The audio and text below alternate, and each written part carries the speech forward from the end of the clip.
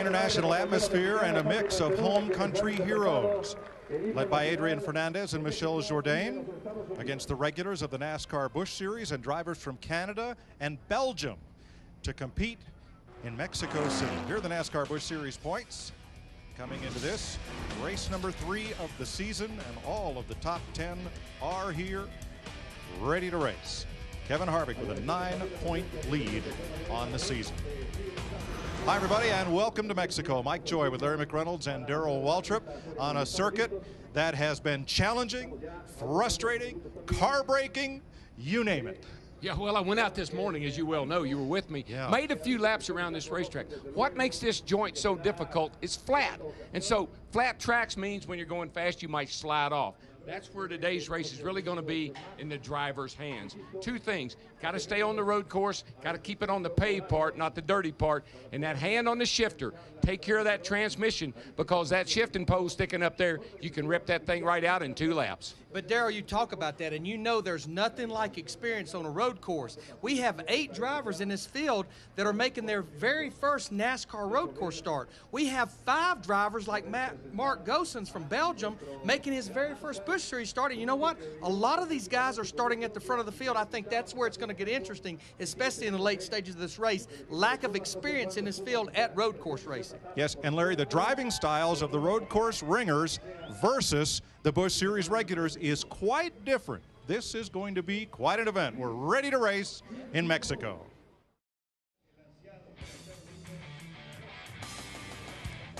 We're getting close to the command of fire engines for 43 cars in the NASCAR Busch Series here in Mexico City, where it's a beautiful 77 degrees, moderate humidity. But look at the altitude. That's thrown these fellas a curve. Especially those engine tuners. They definitely had to go a little bit different route to tuning these engines because of that high altitude. Training, too. I mean, you know, it's short. You get short of breath here. Just coming up the stairs, it really takes its toll. So I can imagine driving a race car around here. Are you sure that's altitude? It could be age, but that's altitude. Beautiful sun-drenched crowd on hand for the 2nd annual running of NASCAR Busch Series trip to Mexico. Let's go trackside. Caballeros, enciendan sus motores. Gentlemen, start your engines. Gracias, Manuel Negrete, Gran Marshal de la Tercer Motorona. Star of the Mexican national soccer team. A huge sport in Mexico. And a fitting choice for Grand Marshal as you have a look at some of the onboard views we'll be bringing you today.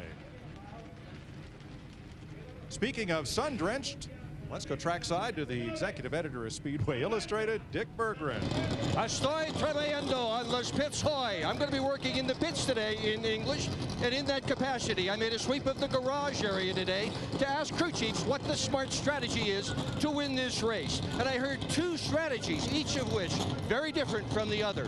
One of those strategies, be the first to make the last pit stop. Now, this is a 2 pit stop race, and if you're the guy that's first in for the last stop, everybody who pits behind you, well, they're going to be on track behind you. They're going to have to pass you in order to win the race. That's the most popular strategy.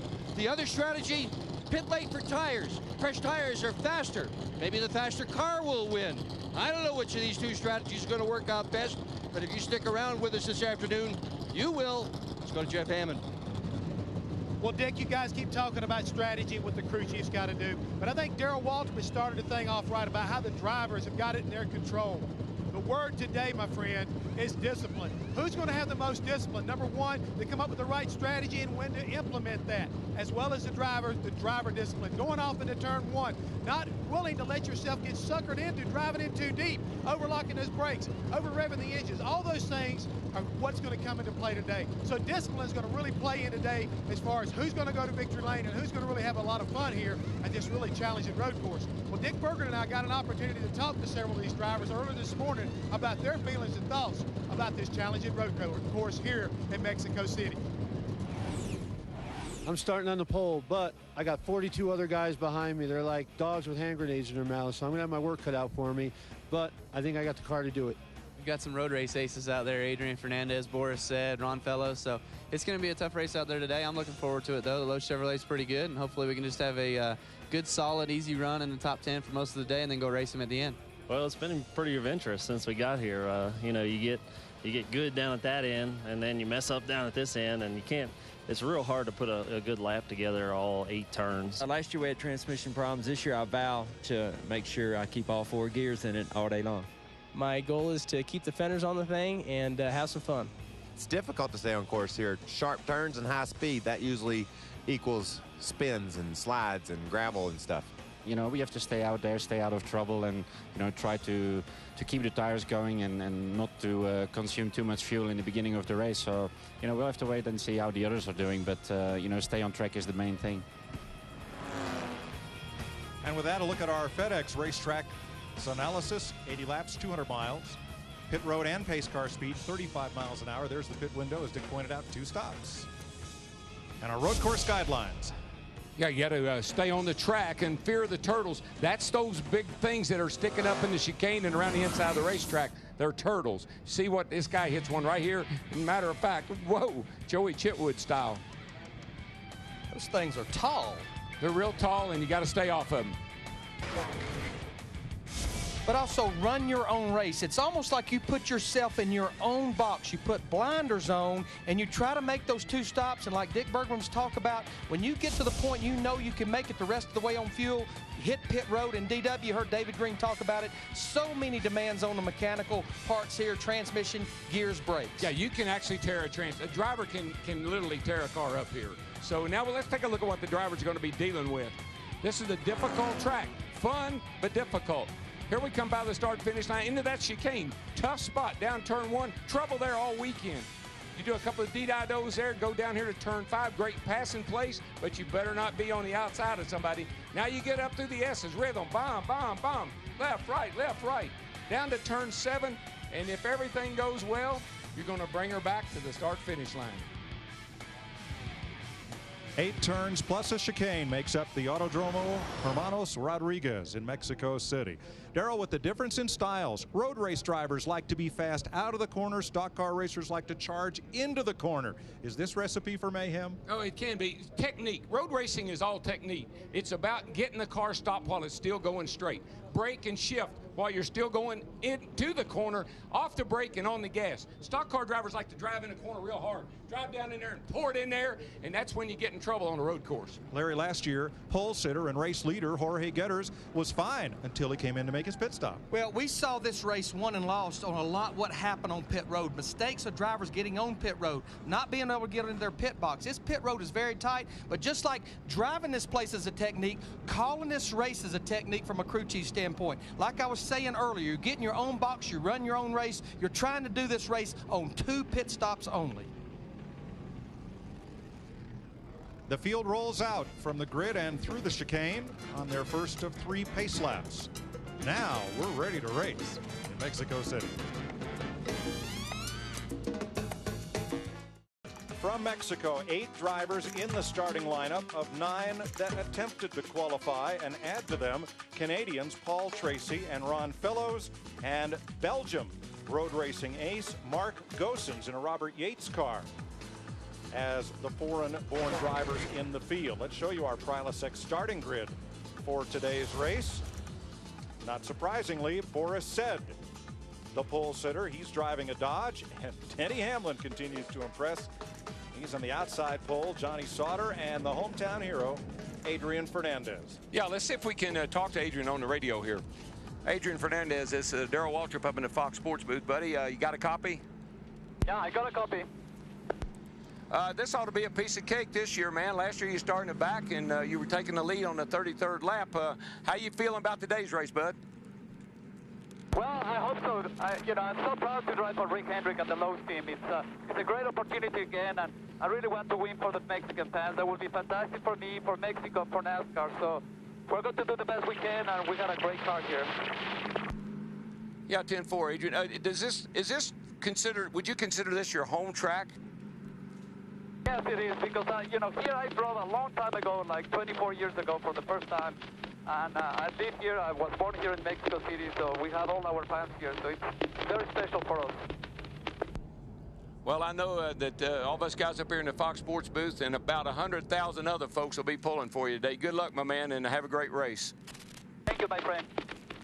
Fernandez is a huge hero in Mexico. He is as big a star here as Tiger Woods, Michael Jordan in the United States, or any other single athlete you can name. When he went out to qualify yesterday, I thought something happened. The whole grandstand just stood up and started screaming, and it was him coming to take the green flag. And we have a few cars that will have to go to the rear of the field. Reed Sorensen in the 41 car qualified 25th. They had to change engines after Friday's practice. They'll have to go to the rear of the field. John Wood qualified 17th, but tore third gear up qualifying in the transmission. Had to change the transmission. He'll go to the rear of the field. Stacy Compton, who wrecked in qualifying, will go to the rear of the field. Jimmy Morales, Patrick Getters, Rogelio Lopez, Tim Sauter, and Joel Kaufman, unapproved adjustments.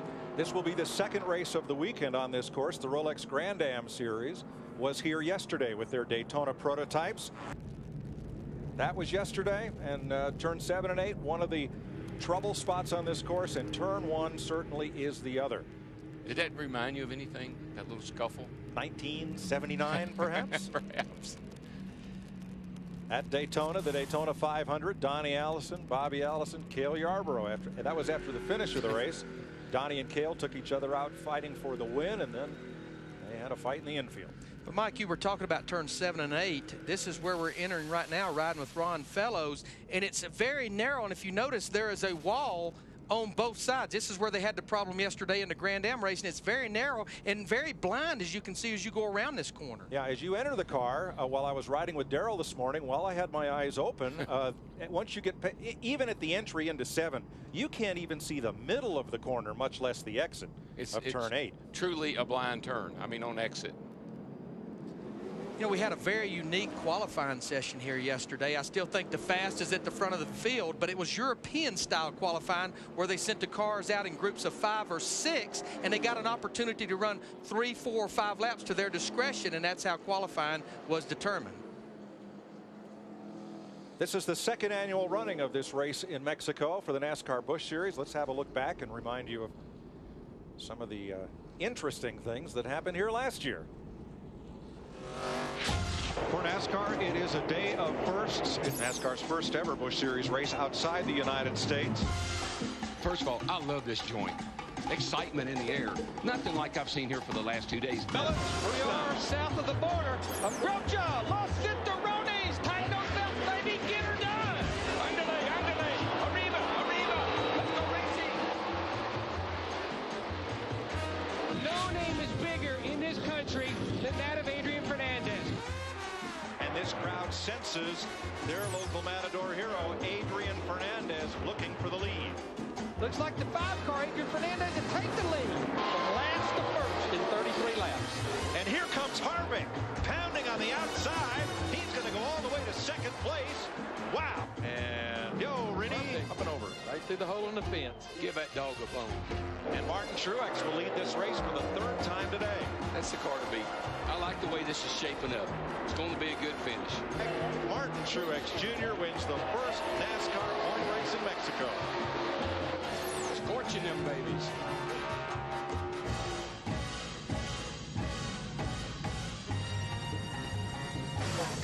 An eventful race in front of a packed house. Nearly 100,000 fans here last year. Yesterday's crowd a little off from last year's Saturday, but a nice crowd getting ready for the start of this one. Dick Berggren? Tall grandstands are right behind this pit area, Mike, and 2 teams, Carl Edwards and Johnny Sauter, are having trouble hearing their pits right now. There's probably more than that, but at least those 2 I have heard are having difficulty. Well, guys, we talk about the size of this course, over 2.5 miles, and one of the more important parts of this race course we hadn't even touched on are the spotters that are positioned around the course. NASCAR mandates that there are spotters down in turns, you can see turns 7 and 8 as you come into the pit area, but they've also put spotters down at the far end, almost at turn 1 in the grandstand area, and other teams have elected to put even a 3rd and a 4th spotter to try to make sure they give their drivers every opportunity to know if there's an accident, how to avoid it, to make sure that they can make their way all the way back around and hopefully win this race. Now, 2 items of note. One driver, Joel Kaufman, the rookie, is ailing. He spent most of the morning on a stretcher, but he is in the car. He is going to start the race. And also John Wood, who was fastest in practice, was a strong threat for the pole. Didn't get it because when he went out to qualify, the new transmission they had installed would not go into 3rd gear. He only had 2nd and 4th. Those spotters spread around the racetrack like that are normal. I mean, that's normal road course procedure. Maybe different than everywhere else, but normal here. And for those teams that's having a tough time communicating, those spotters can relay messages to the driver when he's on the backside of the racetrack. As Larry pointed out, here are the drivers who will move to the back of the field for either adjustments after qualifying. This is an impound race. The cars were impounded right after qualifying, so there were adjustments made. And of course, Stacy Compton in a backup car after his crash. That 41 car there, Breed Sorensen, he was a strong contender here last year and got spun out over in turn 5 racing with Stanton Barrett. And you can finish good from the back. It's just a challenge. Last year, Adrian Fernandez, who finished 10th, had to go to the back of the field at the start of the race because of going to a backup car. And remember, on road courses, all the restarts are single file. So if you come into pit early, you're going to start 34th, 5th, 6th. Somewhere back in there. All right, they're coming around the Perotada, the banked curve, turns 7 and 8. DW, we're south of the border, just like a year ago. Approach us, Los Centrotes, Flatra, otra vez, get her done. Boogity, boogity, boogity. Let's go racing, boys.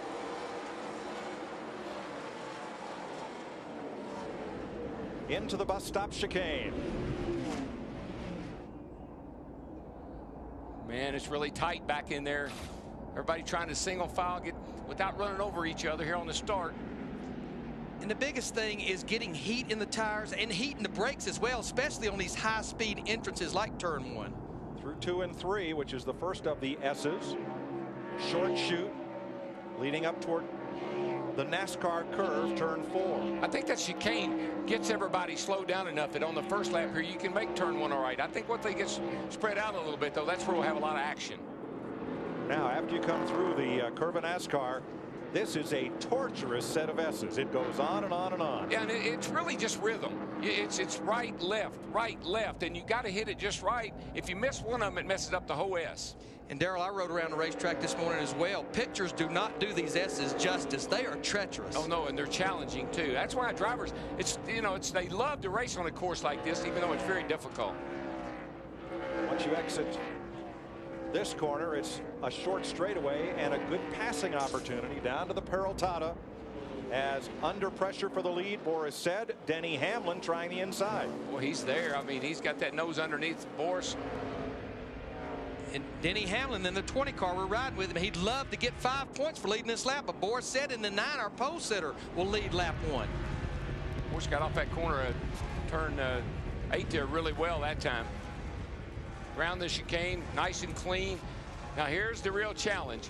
Turn 1, they put markers up, you see them on the left there to help the drivers because so many guys were sliding off that turn 1 in practice and qualifying. Best thing Denny Hamlin can do right now is go to school on Boris because he is an expert at this type of racing in these big cars. Yeah, Denny doesn't need to show Boris what he can do. He needs to let Boris show him what he can do. And Darrell, wouldn't you say there's no sense in pushing the envelope this early in the race, getting yourself in trouble, using those tires up, knowing that you're going to have to go a long way, as we have J.J. Yaley in the 18 car, comes in here second in the points. He's off the track. Off at turn 1 and back on. It's Randy LaJoie in the 0 just ahead of Yaley. Looks like he's having trouble really getting back up to speed.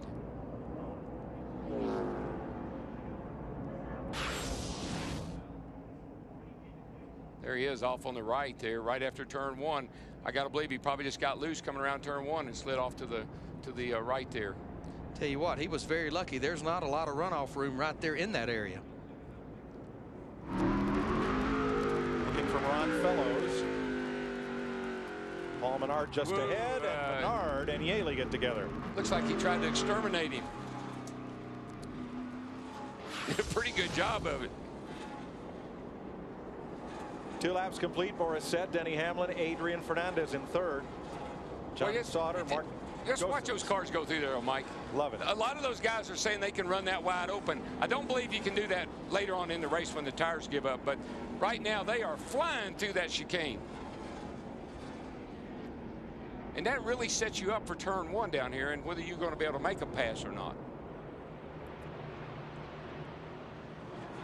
Fernandez there in 3rd. In the lows 57, Johnny Sauter right behind. And here is Kyle Busch in 8th. he's closing in on Jamie McMurray. This is a funny turn, turn 5. You need to go a late entrance into that turn, but it opens the bottom up for somebody to drive in under you and slam into you. So you really got to respect the guy in front of you and the line he's trying to run. And curb hopping here will do you no good at all. Those curbs, all they'll do is throw the race car completely out of balance. Well, and you can bend the valence on the front, lose some of your aerodynamic downforce. So you got to really be as precise as you can. And really, as our key said in the opening of the show, keep it on the track. This is where Ron Fellows, who's in that white Kevin Harvick car, said was a great place to pass, getting a launch out of the S's to come around the stadium at turns 7 and 8. And yet Menard is distancing him just a little bit now. And the guys are all running real low in turn 7 and 8 this year. Last year they said they could run out a little wider, but they just don't find the grip out there this year that they had last year. Got a little harder tire here on the front of the cars than we had last year. And definitely I think the racetrack is different. Plus, I mean, it's hot here today. You saw 77 degrees there. This track is slick. It's a hot 77 degrees. It's dry, and that track temperature's got to be way up there. This is riding with Ron Fellows in the 33 car. We saw him a while ago. Right now, he's running in the 10th position. Funny grip on the steering wheel. Look how he wraps his fingers around the spokes in the wheel. Don't see that very often.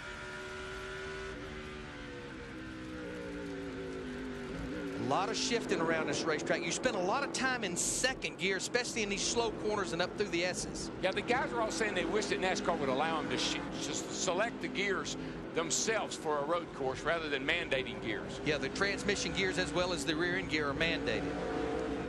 Well, you see road racers do one of two things, Darrell. Either hold at 9 and 3 like Fellows is doing, or shuffle steer. Move the wheel and make your hands move a lot so that your hands stay at 9 and 3 and the wheel moves. One of the things that some of the road racers have done and have taught these other guys is they put a quickener on the steering box to make it like go from a 12-to-1 to an 8-to-1 or even a 6-to-1 steering ratio.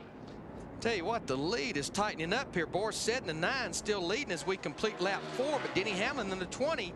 I tell you, this is pretty impressive. It was impressive for Denny Hamlin in that qualifying run yesterday in the 20, but impressive that he's staying up there with Boris said. Whoa, big blow up there is Stacy Compton. Not a good weekend for him. Kingsford Charcoal Ford. He backed it into the wall in qualifying. This is a backup car. And a lot of water and whatnot coming out the pipes. Yeah, that's going to bring out a caution because that's fluids. Now, the way the caution is displayed here is two different ways. If it is a local incident, which right now this is, the corner workers will wave a blue flag saying there is a problem ahead of you. If at the start-finish line the caution flag is waved, then a yellow flag will be waved all around the circuit. The scoring loops will determine running position, and the whole field comes under the pace car. So the blue flag in road racing, that's often used as a passing flag. Here it's used as what road racers would know as a local yellow. Just local incident. We're not under caution. Just be careful. Now, we do have the full course caution at lap 5. This is a little early for pit stops. Again, we want to get to that window. We're running the race backwards, but there's no question a lot of the guys at the back, I think you're going to see them coming to pit road, Jeff Hammond. That's right, Larry McReynolds, and right now we're going to take a look at the 64 car, Jimmy McMurray. They were talking early on. If they got an early caution around 8 to 10, they would gamble, come down pit road early and try to get out of sync so they could get advantage. Like Dr. Dick Berger said earlier, trying to get their own little synchronization, their own pit strategy going is important here today. Now, Larry, explain this. We're running the race backwards. Yeah, as we saw in the beginning, you can run about 35 laps on fuel. This is an 80-lap race. That basically means if you get to lap 45, you want to make sure you make your final pit stop then, and then about lap 10 to 12, like Jeff Hammond was saying, that's when you want to make your first pit stop. The gamble is how many cautions will we have? Based on last year, we'll probably have plenty. Yeah, if this goes to 3 or 4 caution laps, some of the guys in the back will come in. First caution of the day. You're watching NASCAR Busch Racing on Fox, presented by Chevrolet. You know, I think, Darrell, that a lot of teams, like as I mentioned, lap 10, if you can make your first stop by lap 10 to 12, knowing you can make it from to the end on one stop, I think these guys are going to be banking on cautions. I think we'll see a busy pit road, and we may see, I think it'll either be 4 tires or fuel only. You don't really see a lot of 2-tire stops at a road course. What I see is a lot of speedy dry down and nobody driving through it to work it in or. Now, you don't want to, you know, your tires are hot. Yep. When you ride through that stay dry, I mean, I've had guys tell me it'll ruin a set of tires. Wow. And NASCAR's hollering at you, we want you to drive through it, and you're saying, not me. Get the blower out. See Denny Hamlin in the 20 car. He peels off as well as Adrian Fernandez. Looks like Boris said is going to stay out. Even in the pit lane, Mike, or stay dry everywhere. Yeah, I mean, that tells me that NASCAR's told them they're going to be one to go next time by. There's Adrian Fernandez in the 57 car. Jeff Hammond, 4 tires and full of fuel. 4 tires and full of fuel is exactly what they were looking for. The car was just a little bit tight. They're going to make a little bit of an air pressure adjustment, Larry, but that's about it. Otherwise, he's happy with his race car. Dick Berger. Denny Hamlin, who qualified second and was running second, has pitted. The car is running hot, 230 degrees. They have just pulled 2 pieces of tape off the nose. It's also pushing. They're going to try to adjust for that. And radio problems for Hamlin. He'll rejoin the field in the back of the pack. Almost a collision on pit road. Almost nailed it. And another one as Clint Boyer pulls out and the 32 of Jason Leffler pulls in. Another near miss, and Leffler's not in his pit box. So they've had to stop, roll him into the pit box. They may have more trouble than that on Leffler's car. Hey, Mike, on the Hamlin car, if the thing is pushing already and they had to take tape off the nose, Larry will tell you this, that's going to lose some of the downforce on the nose. That's going to really aggravate that push. But I'm not surprised you had to pull tape off as hot as it is. And when you're out there racing on a road course, you just do not get a lot of airflow through to the radiator. 13 cars came on pit road. Oh, there's the telltale sign on the right of your screen. And actually, running under caution, it'll actually get hotter. Because there's not enough air going through the radiator. And they have that overflow over there on the right side of the windshield where if the driver's not looked at the water temperature gauge, he'll look at that and see that, know there's a problem. You know why? Because drivers historically don't look at their gauges. All right, Jeff is in Jamie McMurray's pit. Yeah, and Larry McReynolds touched on it earlier about some guys may come down and just go gas only. And that's exactly what Jamie McMurray and his group decided to do. Gas only. They're going to try to save their tires. They feel like they may have to make another stop and make an adjustment on their race car. And tires, we talked about earlier, could be very important toward the end of this race. A couple of close calls on pit road. Clint Boyer, Jason Leffler was one. Here is the other as Hamlin comes out. Oh, man, the spotter just, I mean, wow. You can tell the nose dropped just before Michael turned in. Because, you know, the spotter was screaming at him. And Darrell, I've been saying this for 5 years. I put a lot on the crew chief's shoulders. You know, the driver's in there. He's got the head and neck restraint device. He's got the headrest. He can't see that car coming. It's on the crew chief's shoulders. If nothing else, just say stop. Yeah, just say stop. And all the drivers hearing is go, go, go. Get out of here. Go. Clear out. And then all of a sudden it's like, whoa, whoa, whoa. Which sounds too much like go, go, go. So that makes at least 14 drivers that stopped. Make it a total of 17 that have stopped under this caution. Yeah, that was Denny Hamlin's crew chief right there, Dave Rogers, that we were looking at actually. And Mike, you mentioned that go, go, go and whoa, whoa, whoa, but that was one of the things Hammond and I, we finally had to say, look, you got to just say stop, because that whoa, whoa, whoa didn't get it. And even Hammond understood that. No free pass on this caution. All drivers who are running were running on the lead lap. And we'll have a single file restart for this caution brought out by Stacy Compton. What a tough season he's had. Man. Wrecked at Daytona. Was running third on the last lap at Daytona and got crashed, finished 27th. Crashed a brand new car here yesterday qualifying. And now this.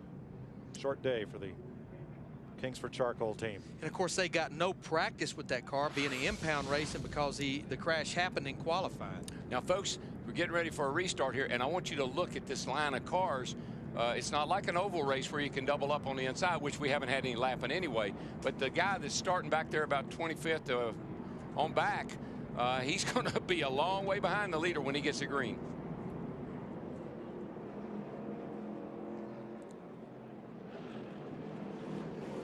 But it's real important for those guys that did not stop and change tires. We talked about how hot these tires are to really get those tires cleaned off or you'll spin them on this restart. And that's why you have to weigh, Larry, between do I come in or do I stay out? because do I want to restart in 25th or do I want to restart up here near the front? All right, 7 laps will be completed in the Telcel Motorola 200 presented by Banamex as the green flag waves again. Now, how about those first 2 up there? We got Boris Said and Mr. Goosen. The Goose. The Goose may be loose. Mark Goossens from Belgium driving for Robert Yates in the City Financial Ford. We got Getters up there. Kyle Busch up to 3rd. Jorge Getters in the 66. Now, talk about strategy. I think what happened is Ashton Lewis Jr. in the 25 car and pretty much Danny O'Quinn Jr. in the 50 car. I think this was at their window to make it on one stop. When we got the green flag, they hit pit road and topped it off with fuel. You can still do that, Larry, because you're still only going to be about 20 seconds behind the leader when you get back out on the out on the racetrack. So that's not a bad strategy. Coming up to turn 4, Adrian Fernandez makes the pass on Randy LaJoie.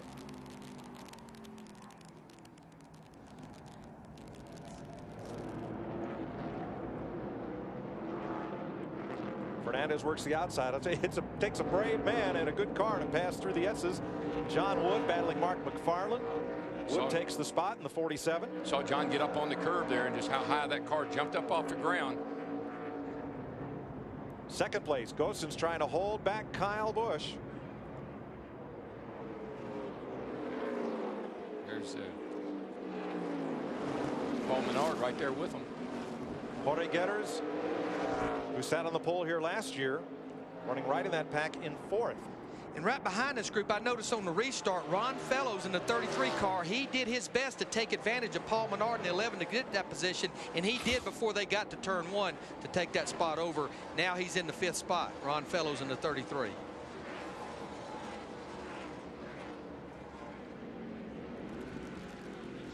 You're riding with Fellows. We're not sure what that is on the hood of his car, except that it's an emblem of Kevin Harvick Racing. It's a smiley face with a wink in flames.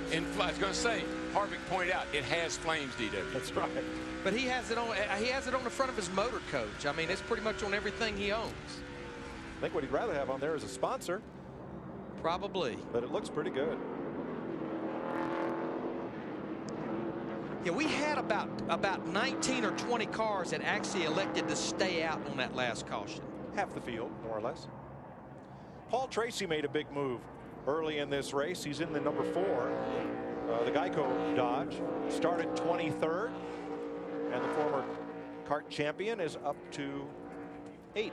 He's doing it. You know, I really am impressed with Paul's efforts in the Busch and series this year. He was great at Daytona. I thought he did an outstanding job for a guy that, you know, not a lot of drafting experience. Got to look on the inside there by Kyle Busch. Wasn't able to pull it off. But I've been real impressed with Paul. I tell you, he's doing a good job in the stock cars. He told me this morning he's having a blast. He's here to have fun. He likes the course, and he's acclimated to the cars, and he's here to have fun today. And you want to go where the action is, man. You want to go where the racing is, and I think that's why he's here, trying to get himself in here and maybe get him a cup ride. I tell you what, a car running right there just in front of Paul Tracy, Michel Jourdain Jr. in the 15 car started back in 14th, as we see Kyle Busch in the 5 still battling Mark Goossens in that 90 car. And this is a battle that continues for the 2nd position behind leader Boris Said. Larry, we talk about the sucker hole Darrell does at Daytona, getting in the middle. Well, here the sucker hole is that inside at turn 1. You get down there, but you got to turn the car so tight. I think, Darrell, that's a hard place to try to pass. Turn 1, and then again right here where they are right now. It's just a real wide entrance. See how far out the 5 car went? And here comes the 66 of Getters looking underneath. So it opens the door for trouble, right, Dick? Well, yeah, it does. I'm watching Kyle Busch right now, though, Darrell, and I am in his pit, and he has been told to pit this lap. I asked his crew chief, Chad Walter, why he didn't pit with his teammate. Walter just looked at me and said, we didn't have to. Well, they have to now. Well, he couldn't make it. Yeah, the window opens. Yeah, exactly. And, you know, we were just talking before we had that battle about Michel Jourdain Jr. now in the 15 car. This program for him in his 3rd PPC car just came about a week ago. Now he's hobbling around the garage area doing great in the race car. He was at a photo shoot earlier in the week on a horse and was thrown off the horse and injured his knee, but doing a great job in his 15 car today. I tell you, every time I put a quarter in one of them, that's what happens to me. Kyle Busch surrenders 3rd place to come to pit road. This is a scheduled stop. 1st of 2, and you should be able to pit here and stay on the lead lap. Dick? Well, he's got nobody in front of him, Mike, nobody behind him. He's going to be all by himself coming down pit road. Crew is ready for him. Everybody's cool. Crew chief Chad Walter counting him down. 3, 2, 1. Here he is. It's going to be a 4-tire stop, which is what we anticipate seeing all day long on this racetrack. Busch has had a drink of water, just threw the bottle of water out. I guess you could do that in Mexico. Somebody will come along and pick it up for you. Right sides are on the way now. Crew's doing a nice job, nice smooth stop. Busch is cool, he's gone. But Dick Bergman, you talked about it at the top of the show. What the 5-car hopes now, he gets back out on the racetrack. We talked about 20 cars that did not pit. He actually hopes a caution comes out here in the next little bit, and those cars that have now stayed out, they'll have to come to pit road under caution, and he'll gain on that track position. One thing we didn't mention is they're pitting the wrong side of the car. The pit lane is on the right side of the racetrack, so you go to the left side of the car first, which is completely different from what the crews have to do most all year. It really throws it off. I mean, it's something these guys have to practice a lot before coming to a road course. We pit the same way at Watkins Glen.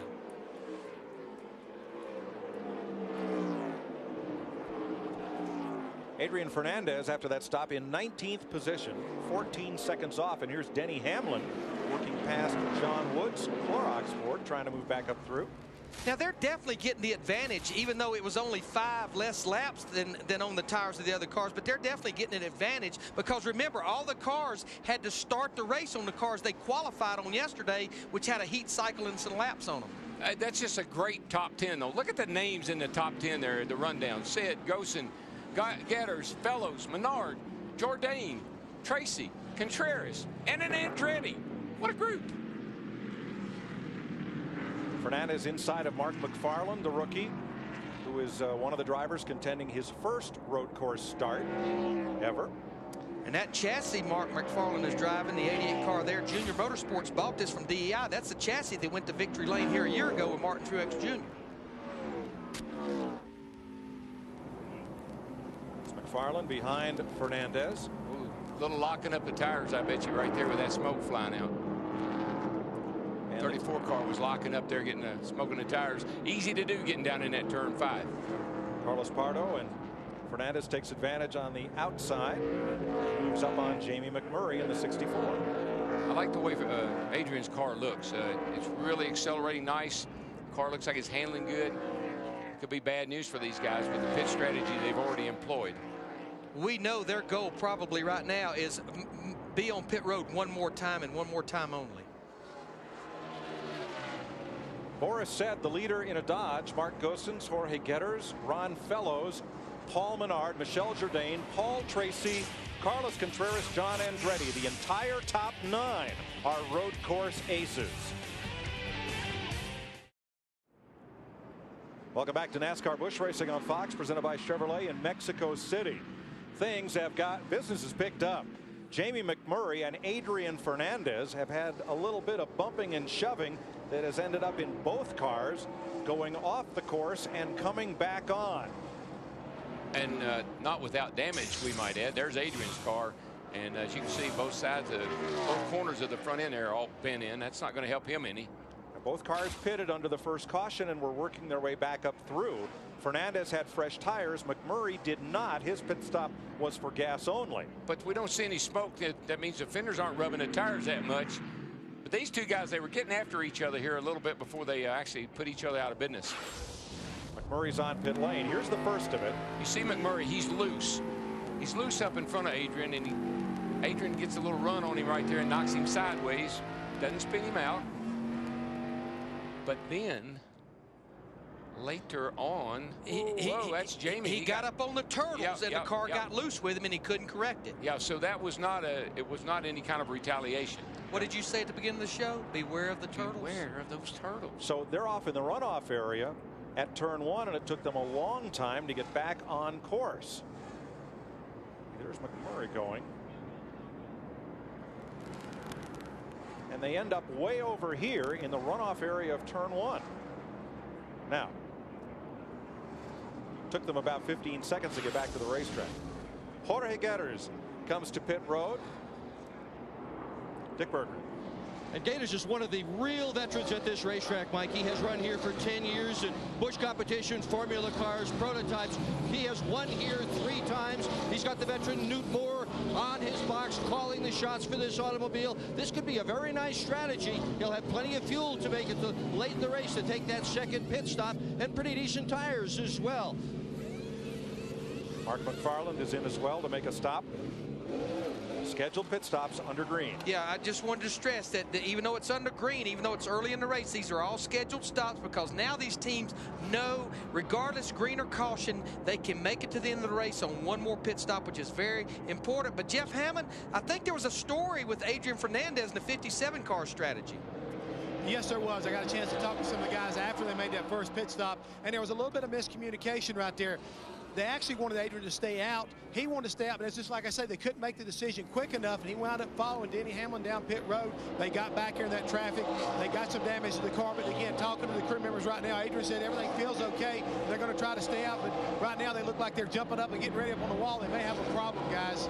Well, I think the front end is tore up so bad, Jeff. He's running about a second off of what leader Boris said. He has lost all the downforce in that car, and very well the tow out could be knocked out.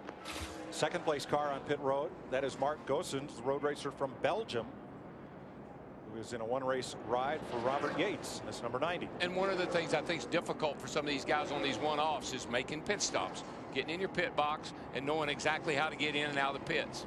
Jason Keller, the Miccosukee Dodge, in as well. And Darrell, now that we're 16 laps into this run, we know you can make it on one more stop from here. If I'm Boris Said, Ron Fellows, Paul Menard, Michelle Jourdain, I don't know that I'm going to be very much longer before I come to pit road, because the worst thing can happen, we talked about it a while ago, is get a caution now, and you have to come to pit road. And Adrian Fernandez in the 57, he has made a pit stop. Pulling out the fender, Jeff. Yes, they are, Mike, and trying to make sure they get all the fenders away, get a little bit more downforce on the front of the car. You see the tire carriers, tire changes working, trying to get everything pulled away, and Adrian Fernandez is away. Didn't see any other kind of problems right there, so hopefully they can make his car better for him so he can make his way back up toward the front. Yeah, I mean, Larry, you're exactly right. And as a driver, you're sitting out there leading the race, and you don't want to give up the lead. You know, I'm happy, my car's good, I'm leading the race. Why would I pit? But it's strategy, man. You got to have that road course strategy. Boris knows that as well as anyone. But I think what happened a while ago with Adrian Fernandez, what those guys didn't like, they didn't want to put him back there in the middle of all those cars. It ended up getting him in trouble. Ron Fellows in the 33's on pit road, but he's not at 35 miles per hour. Looks like he may have a problem. Car appears to be out of gear and coasting in. Yeah, he's looking for a way to get it behind the wall, I think. Yeah, we know he's not out of fuel at only 17 laps, but we're hearing that he has no power to the engine. But Ron has had no luck here. Fellows, a mainstay of the Chevrolet Corvette International Road Race. Wide open. Hold it wide open. Try and get it run. Still Ron Fellows' radio, crew chief Wally Rogers.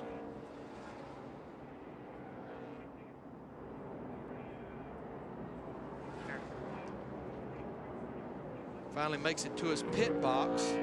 Can't imagine he's out of fuel, Larry. Should not be out of fuel unless they've got a serious pickup problem. This is only really about halfway through a fuel run. Big Cash, get the tape. Get the tape. On start.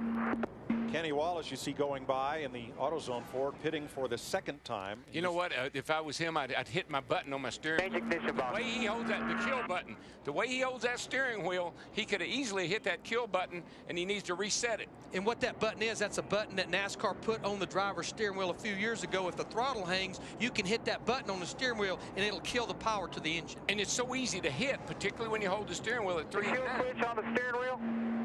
There you go. They asked it. Yep. They asked him right then had he hit that button.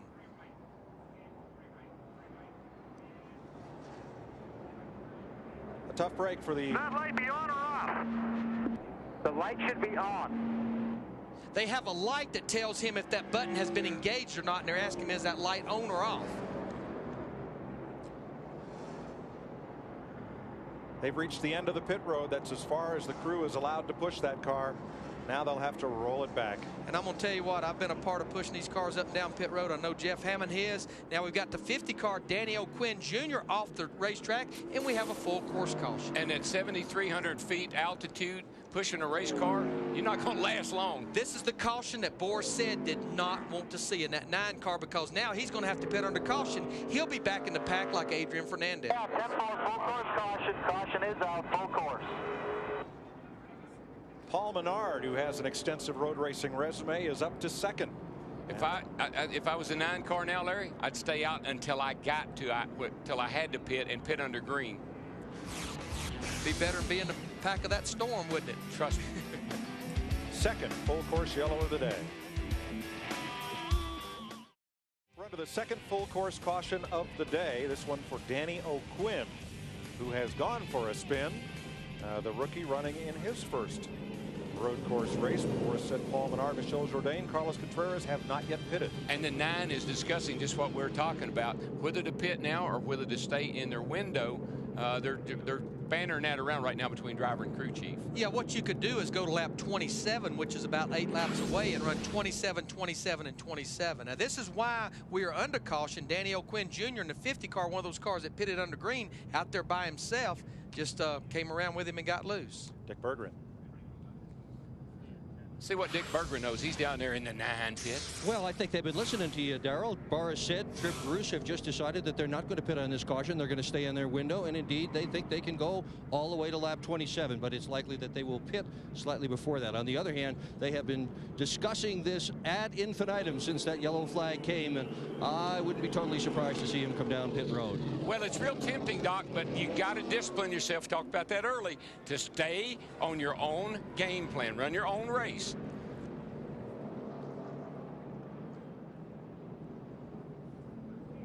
Said Menard, Jourdain, Contreras. All road racers. Paul Menard has won some Trans Am races. He's competed in open wheel, and now he will come to pit road. And the 57 is Adrian Fernandez, who was a lap down. He is going to get the free pass. He was the first car 1 lap down. So he will pit with the lead lap cars. This is a little different than oval track procedure. He'll pit with the lead lap cars, then go up next to the pace car and wait to be waved around when they get the 1 to go sign. Yeah, it's really odd because they give him the wave him around when they're coming to get to green. So you really don't get the advantage of closing all the way up to the back. But you will get a lot of distance on the race leader. Right. And you'll be about half a lap down when the green waves, which is a lot better than where you were. Oh, yeah.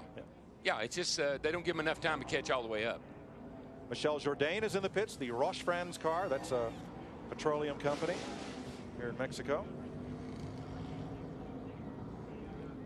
See Johnny Sauter in a 00, Carlin Contreras in the 14 who had not pitted. He makes his pit stop. Clint Boyer, Bernie Lamar, Michel Jourdain Jr. in the 15. And we listened in on Adrian Fernandez talking with his crew about what happened between he and Jamie McMurray. How's that driving now? How's that driving now? It's not perfect, Dave. The fuel is not perfect, Dave. The fuel is crooked. That it really hurt my hand, but I'm okay. I think it's okay. It's a little bit weird when I turn right. And Darrell, when he says the steering wheel's crooked, they have the spoke straight across. And we talked about it a while ago. When he probably hit those wheels, it probably knocked the toe out, which affects the handling. And of course, a golden opportunity to get in here, work on it, and he's not out of this thing by any means. Several incidents already today, only 2 caution flags. Let's have a look in this Visa race break. And what's happened on the track today on this 8-turn road race course. Lap 5, Stacy Compton driving a backup car after crashing in qualifying, goes up in smoke. Pretty good oil down, and then Jamie McMurray hops the turtles in the chicane, comes back in track right in front of Adrian Fernandez, and they go off agricultural racing. J.J. Yaley off the bumper of Paul Menard. Went around, no caution for that one. Yaley recovered. And there is Yaley on track. Tell you what, he's made a nice recovery. We saw the spin. He was one of the cars that pitted back on lap 6, and now he's up there running in the 6th position, anticipating he only has to make probably one more pit stop. Nice recovery. This has been a Visa Race Break. Whatever life takes Visa. He's got the car banged up a little bit. All 4 corners showing a little wear there, but the car must be running good to get back where he is. Tell you what, you see the car right behind him there, Reed Sorensen in the 41 car. Remember, he had to start this race at the rear of the field, made his pit stop as well back on lap 6. He's up in the top 10. I'd put a little money on him. He was pretty good here last year. I think he could have won this race, hadn't had an altercation over in turn 5. 19 cars pitted under this caution. Restart single file.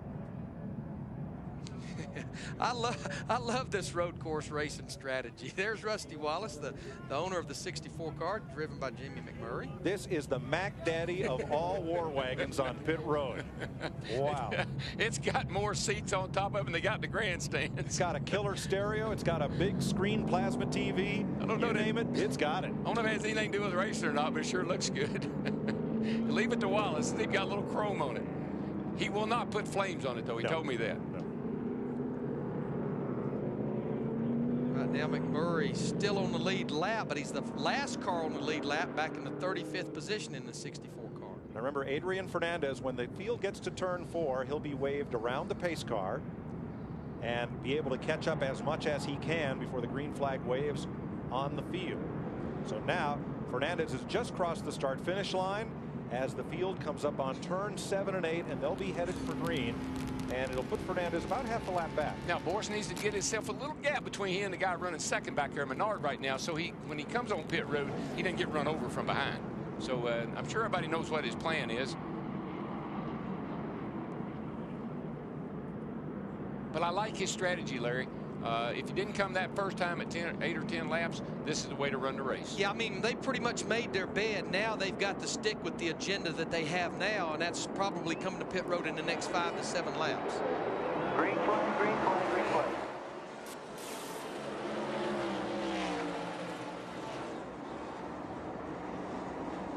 Hamlin ducks inside, makes a pass, moves up to 3rd in line. He's going to go for second here, try to outbrake Carlos Pardo, getting down into turn 1, takes the second position away. Got to be some giving and taking right here. Now Pardo is a lapped car. Remember, single file restart. Wherever you are in the running order is where you restart. They do not move the lap car of the lead lap cars up to the front until the last 10 laps of this race. See Kevin Harvick back there in the 21 car. He's sitting there in the 3rd position right now, trying to wrestle around these lap cars. Now, I like Boris Said's strategy because they'll make this pit stop and come back on track, hopefully on a clear track without a lot of this traffic to cycle things around through. It's a Formula One style strategy. We'll run our race, you folks go run yours. Yeah, you won't know where you stand until we get way on into the race. It's going to look ugly here for a little while, but it'll pay off.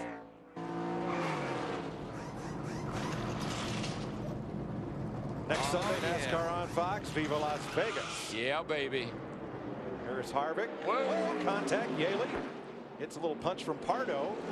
He almost tried to go into a hole that was not quite there just yet. Under braking there for turn 7. Yeah, the 34 car's got an issue with brakes. Every time we look up, he's got smoke flying off those front tires. So whatever's going on with that car is mainly brake problems.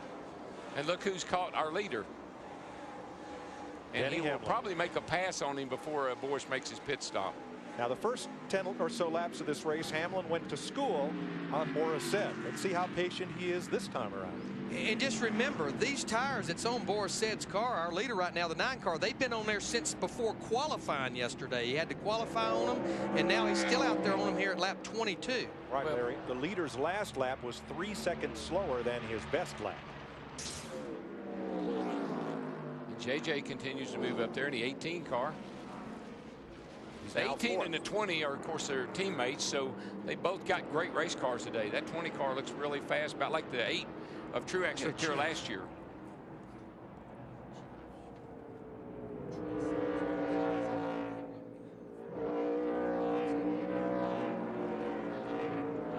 Right now, everybody's just kind of working things out and figuring out what they're going to do next. Now, Paul Tracy in the 4 car, he has moved up to the 9th position. Now, he, a lot like Kyle Busch in the 5 that's running just in front of him, they're 2 of the teams that elected to make that pit stop under green after that caution. So right now, they're kind of on a different agenda, Jeff Hammond.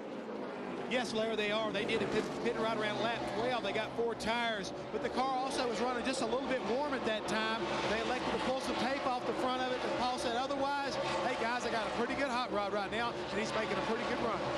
But right now, Jorge Getters is all over the back bumper of that 4 car. Jorge in the 66 car, he's another car that pitted under green back on lap 15 for 4 tires. I think Paul Tracy's going to look back someday on his career and say, I wish I'd have moved down there with those NASCAR boys a little bit sooner in my life. Now, this is quite a battle right here. You see Kyle Busch in the 5 car. He just got by Michael Waltrip in the 99, and that's a battle for the 6th position right now. You see Ron Fellows in the 33. He's out there a lap down, had that ignition problem, power to the engine problem a while ago. There's some of that locking up the tires again on the 34 car. Oh, Bernie Lamar. Whoops. Off track, Lamar. Young rookie driver there. He's been doing a great job. Yeah, he was running in the 19th position when this happened just a second ago. And we heard in the opening, you know, he said, all I want to do is stay out of trouble. We found a little bit right there. And we need to mention that Joel Kaufman in the 12 car is behind the wall. His transmission was leaking. Bernie Lamar just looks like he maybe just got loose. Yeah. We've been seeing a lot of cars. And look at Michelle Jourdain in the 15 car. Where'd he come from? I've got to wonder if Patrick Getters might have got into the back of Lamar. Whoa, Mikey, where are you going, dude? Take care of that old dream machine. He talked about slipping and sliding as yeah. he was talking to Jeff Hammond and Dick Berger. Yeah. Well, there's debris in turn 2, and we're not surprised after all that. And that'll put us under our 3rd full course caution of the day. It comes out working lap 25. Well, now Boris has got a pit. This is right in his pit window, so I'm saying he'll be coming to pit road. 3rd caution, Boris said, has led all of the first 24 laps in Mexico City. Welcome back to NASCAR on Fox. 3rd caution of the day. This one for debris in turn 2. Have a look at our Chevy drivers to watch. Denny Hamlin up for 2nd. Kevin Harvick, runner up here last year. He's in 3rd. J.J. Yaley in 4th place. That's a pretty familiar from last year top 10 there. With the exception of a couple of guys, but that's some of the same fellas that were up front right here last year. Pretty much all of these cars have made a pit stop. The only one that has not is that 9 car, Boris said here, that sat on the pole and has led the first 25 laps. Interesting how things cycle around. Paul Tracy made that stop early on. I believe he stopped under green after we went back to green. No, he stopped and restarted 38th. Things have cycled around to where Tracy is now the 8th place car. Well, that's what Boris is going to have happen now. He's going to be back in about 38th when they go back green, probably. I don't know, though, Larry. What do you think? I mean, I'm not so sure some of these front guys won't come in, too. Yeah, I mean, you would still have to make another stop from here. So I don't know. Darrell, I just believe we saw what happened to Adrian Fernandez getting back in the pack, and the safest place, even though you may not like the tires you're on, is up in the front of this field. Yeah, I was just thinking about tires, and I'm not sure Jeff and Doc can maybe find out if tires are an issue or not. I mean, I know we're not having a tire problem. I just wonder if they're falling off a lot. Let's start with Dick. Well, Boris Shed is going to be coming down pit road very shortly. He's going to take 4 tires, virtually no change whatsoever in his automobile. He likes the car. He's lost grip front and rear. That's no big surprise given that he's run on the same tires since the green flag has dropped. No complaints about the race car. They're exactly on course. This is what they had planned to do. They didn't want to go too tight on their pit stop so that they would be threatened by running out of fuel. Jeff? Well, speaking of running out of fuel, the 41 car right now, Reed Sorensen, he's kind of watching things because he had a vibration that developed about lap 11. The vibration hasn't gone away, and to be honest with you right now, everybody at Ganassi are thinking we probably got an engine problem that may get worse as the day goes on. See Boris said in the 9 hitting pit road. They'll get 1 lap to go to green. When they come to the line. Lonely.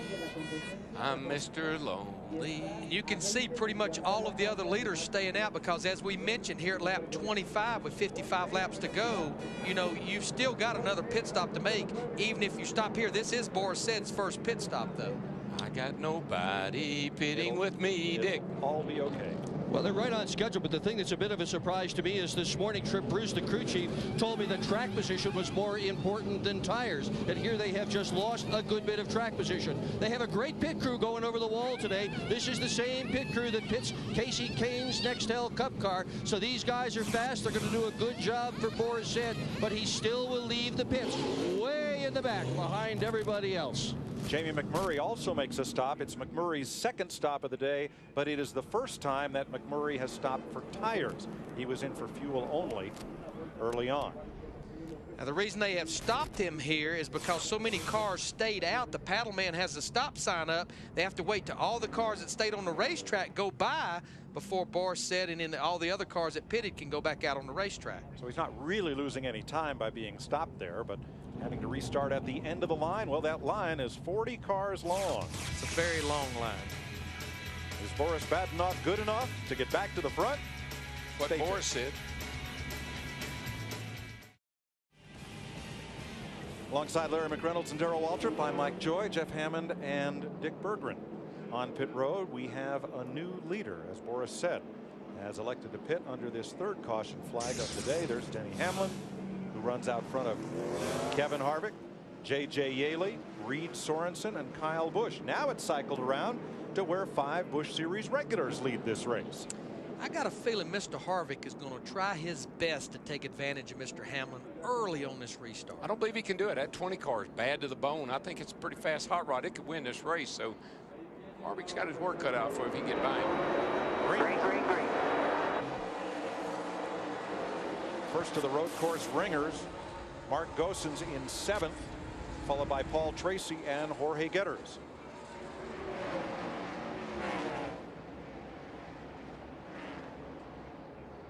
Harvick dives to the inside in the 21 car. Just can't quite get a bite right there. That's that sucker hole, Darrell. That's exactly what you want to do, but it's just hard to make that stick. But that's what you want to do. Put that nose in there, make Hamlin look over there. He might miss his mark, and he'll run off the racetrack. Joe Gibbs Racing 1st and 3rd. Hamlin and Yaley. Richard Childress Racing in 2nd. Chip Ganassi Racing in 4th, and Hendrick Motorsports 5th. Carlos Pardo, the 34 that was having the tire lockup under braking, has gone to the garage. Yeah, he's joined Joel Kaufman, who had the transmission leak. David Green in the 27 car also took his car behind the wall to the garage a few laps ago. Dick Berggren on our leader. Yeah, I talked to Dave Rogers, the crew chief, Hamlin's crew chief this morning, Mike, and he said that he has such a strong car, he doesn't want to gamble on fuel mileage at all. So then I went to Hamlin and I asked for a guy that's only run a couple of road course races, how come you're so fast? And he told me the reason he's so fast is this is a flat track. And if you look back at his record from 2005, he had the most success at places like Loudon and Phoenix, flat tracks. And my next question was, how do you think you're going to do today? And in all seriousness, he looked at me and he said, oh, I think we're going to win. We have the best car. Maybe he will. Well, he's backing that up right now, that's for sure. Well, I give him credit for one thing. He does have the fast car. I like the way that thing looks. Kyle Busch in the 5 car. And that's the way to make that pass. He had clearance on Reed Sorensen at the early part of the braking zone for turn 1. Yeah, and I believe Reed cut him a little slack, too. Reed remembers what happened to him last year here. He got spun out late in the race, so Reed's got a good car. Whoop, put a little block on the 33 car. That's Ron Fellows back out there after that ignition problem. And right now, Ron Fellows is a lap down. He would love to see a caution flag. He wants to get it as early as he can where he can get the free pass back on the lead lap. But just remember, watching Reed Sorensen in the 41 car, Jeff Hamlin was talking about it, they do have a vibration with that car. It's not unusual, Larry, on a road course. You'll warp a rotor. We use your brakes so much, you get them real hot, and then they cool off under one of these cautions. It'll warp up a little bit, and you'll get a little vibration in your brakes and up to your brake pedal, and it's real confusing as to what it is. Now, Adrian Fernandez crossed the line 31st last time by. in the Lowe's 57. He's back on the lead lap, got the free pass under a prior caution. Hasn't been able to gain a lot of ground since. They have had that car in the pits a couple of times to reset the tow out. But you know, he came on late in the race here last year, and after having some issues, and I wouldn't count Adrian out. He's good on this track, and that car is good once they got it. I think they got it patched back up, good to go now. Whoa! Somebody ran through the chicane. Who was that? I think it may have been a 66 car. I think it was, but I think he ran through this. I think he blew the chicane. What NASCAR said in the drivers' meeting, Jamie McMurray raised the question: if you run through the chicane but don't pass anybody, what do you need to do? And David Hoots, the race director, said you need to slow down and give back the time you gained by shooting the chicane. Trouble. Danger, Will Roberts. Yeah, it's danger. Mexican road race, be careful. Johnny Sauter closing on the 10 of John Andretti. It's Michael Waltrip in the 99 car. This is a battle for 11th right here between Michael, who we're riding with, and John Andretti in the 10. Whoa, I think he may have cut him off a little bit. Put Andretti up on the curve in the RVs.com Ford. And Michael pulling away just a little bit here.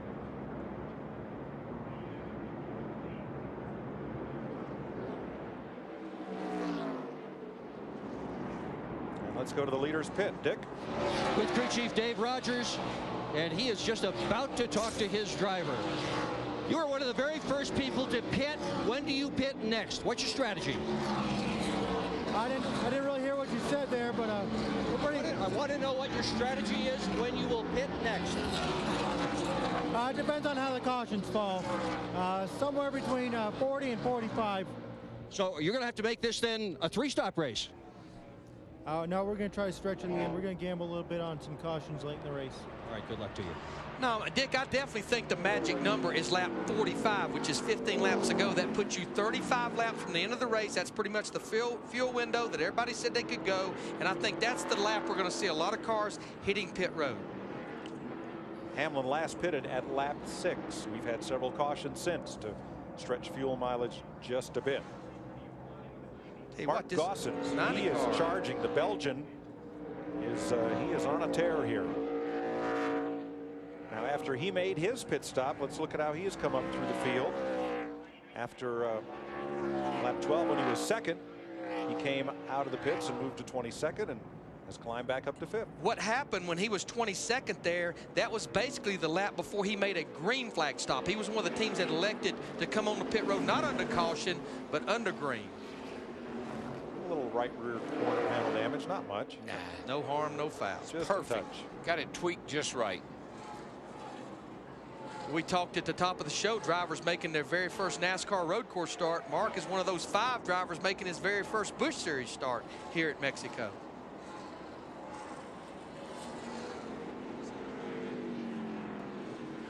The 27 car, David Green, is back out on the racetrack after some repairs. And 66, remember we said, thought he might have blown the chicane? He did. Didn't give back the spot. Got a drive through as he goes down pit lane. 35 miles per hour. Again, that was fully explained at the drivers' meeting. If you shoot the chicane and gain a spot, a position, you have to give it back before you come back around to start finish. Wave the driver by, and Getters apparently did not, so he'll get a drive through. And we need to update Boris Said, our pole sitter in the 9 car. He has worked his way back into the top 20 up to the 19th position. Right now, he is about 16.5 seconds behind our leader, Denny Hamlin, as we've got 49 laps to go in this race, plus 1 more pit stop for everyone. He passes Chris Cook in the Lausas restaurant, number 56. Keeps moving back toward the front. Jason Keller just ahead of him. Denny Hamlin, the Rockwell Automation Chevy, leads all comers here in Mexico City. Battle for the lead with 33 laps complete in the Telcel Motorola 200 presented by Banamex as Kyle Busch goes after Denny Hamlin for position 1. Don't believe it's going to be a battle for long. That 5 has been coming, Larry. He has been picking them up, laying them down. In fact, we're 33 laps in this race. He ran his fastest lap of the race 2 laps ago. I say he's going to stick that nose right underneath that 20 car going down into turn 1. Michael Waltrip off course. Michel Jourdain went off just a bit ago. Here I come. Joel Kaufman returns to the race. Say, give me some room. Nope. Couldn't quite do it in turn 1. Caution. The yellow is out. That may be for this man. But it just hit right on the front. Yikes. We might get a radiator in it, I don't know. Michael Waltrip. Ruh-roh, the old Dream Machine is in trouble. Looks like a nightmare. What happened here, buddy? Hit the curb, hit the curb. Just same place that the 59 wrecked now in qualifying. You ever hit a tire wall? Oh, I'll tell you about it. It tears the car all to pieces. Well, and here's Michel Jourdain. Just prior, he is trying to miss Jason Leffler, who had climbed the curb and comes back out just about where he was. So no harm, no foul there. Scared them worse than it did him. A lot of road race courses have used tire walls for a long, long time because they're impact absorbing. But look what they do to the right side of the car. Okay, we're going to go to the garage with it. Fuel and tires. They need to look at TV. It needs more than fuel. It needs more than tires. It needs more than a radiator. You don't have a fuel cell and you don't have a radiator. The problem with tire walls as a soft wall is when the nose hits the first part of the tire wall, it sucks the whole car into the tires and damage ensues. Fortunately, not to Michael, but definitely to that car. Our producer Neil Goldberg passes on that the real Dream Machine in this case is Ron Fellows, this car, because he will get the free pass. That caution will make his dreams come true. There's a commercial there somewhere. I just know there is. You're watching NASCAR on Fox. 35 laps complete. In Mexico City, Michael Waltrip's Dream Machine has had a nightmare courtesy of the tire wall as he got into it really hard. We're 5 laps short of halfway. Time now for this week's State Farm Safety Report. Here's Jeff Hammond.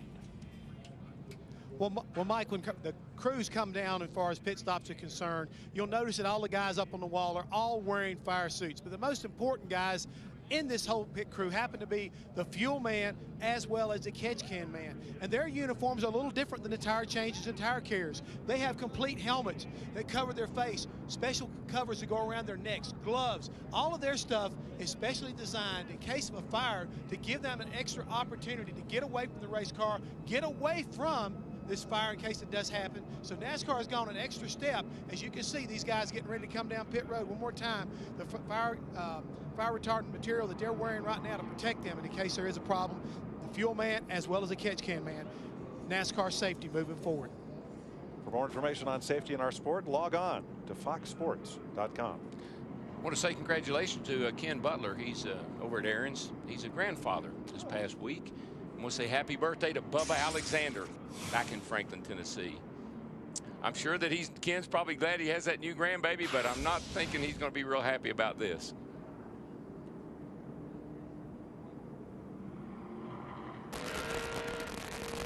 Just hit that curb and just loses it just for a second, and there's nowhere to go but right in that tire wall. And I see what happens there, Darrell. The right rear corner of the car catches the tire wall, gets sucked in, and when the tires stop collapsing, it launches the right front around into the rest of the tire wall. That thing is torn up. Yikes. Some pit stops under caution. We'll recap those when we come back.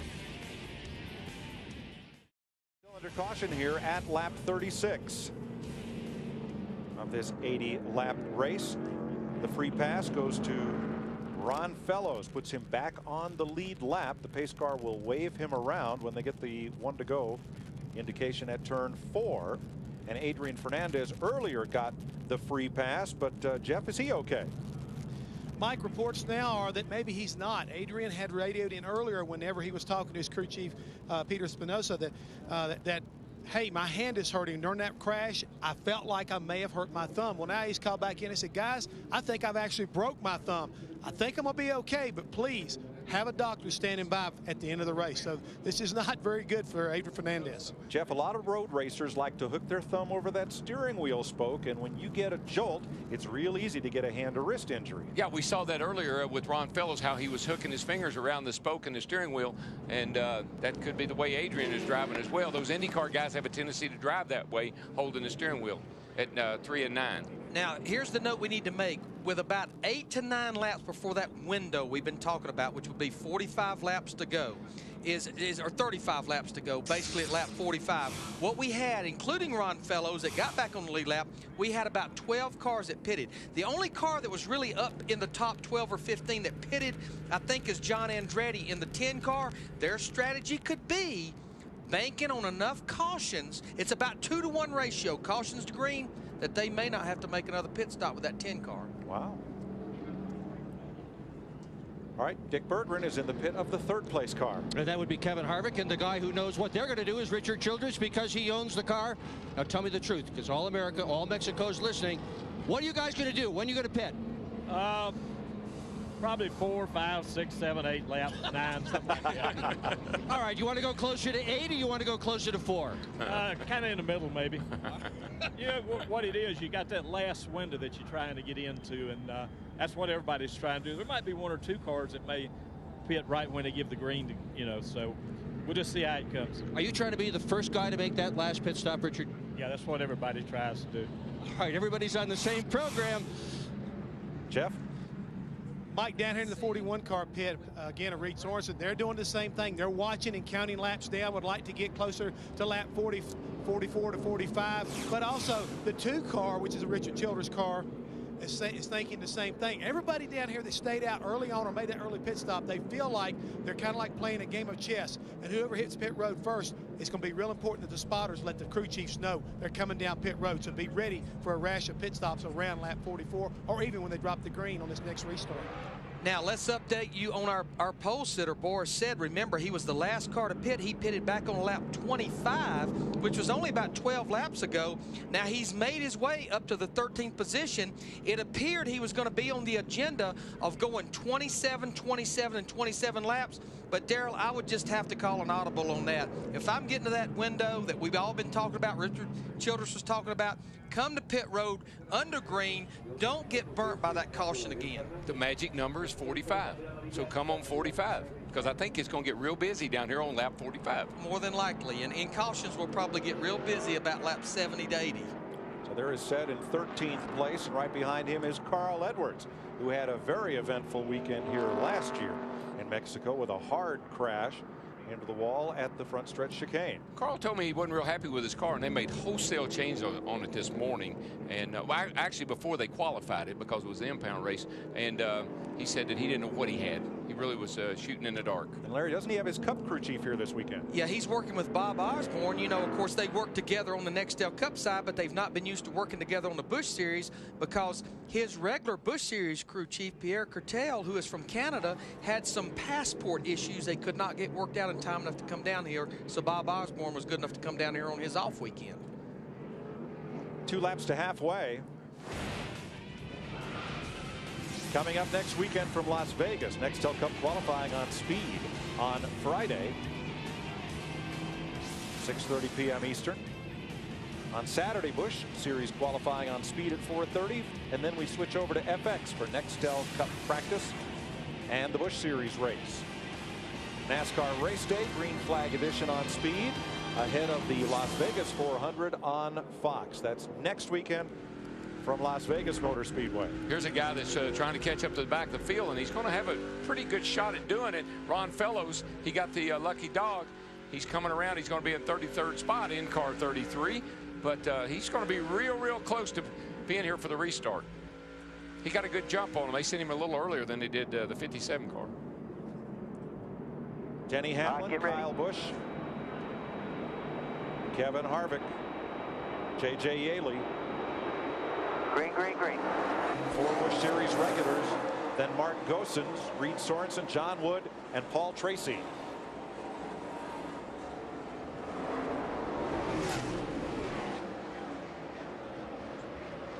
For the lead, Kyle Busch looking outside this time. That's the fast way around. Hamlin doesn't give him a lot of room, though.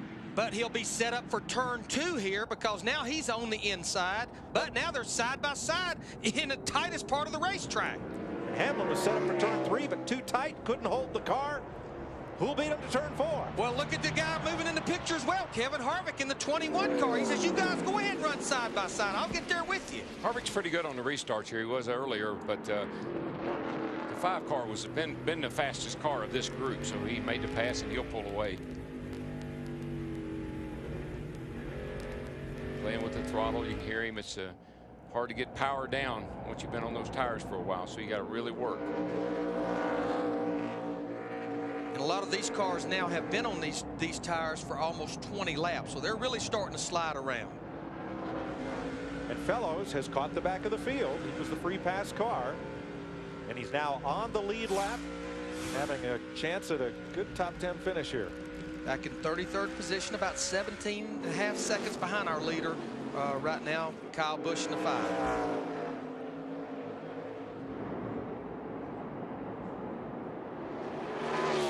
5 cars got it together now, Larry. I mean, he's been fast, ran his fastest laps there a little bit ago, and right now he's the fastest car, pulling away from everybody else. That car looks really good. But I just believe when it's all said and done, I think who wins and loses this race is going to come down to this final pit stop, not making a mistake on pit road, not getting caught speeding, and making it at the right time. Menard jumped inside of Boyer going into turn number 1. That didn't work too well. Whole gaggle of them, but look who came out in that deal right there, the 9 car. I think. And John Wood. But that was Clint Boyer in the 2 car, who last time around was running in the 9th position that went around. Paul Menard had jumped to the inside of Boyer entering turn 1. And Boyer ended up, it looks like, off course. It's so tempting going down into turn 1, stick that nose under the guy and run through there side by side, but boy, you better be trusting the guy beside of you. Well, give Kyle Busch and Denny Hamlin a lot of credit for pulling it off the right way.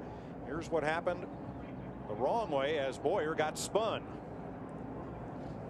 Menard and 11 just getting by. You see a lot of cars going off the racetrack. Clint Boyer, very lucky someone didn't get into him. Yeah, now, might be a judgment call on John Wood and the 9 of Boris said whether or not they'd have to give that spot back.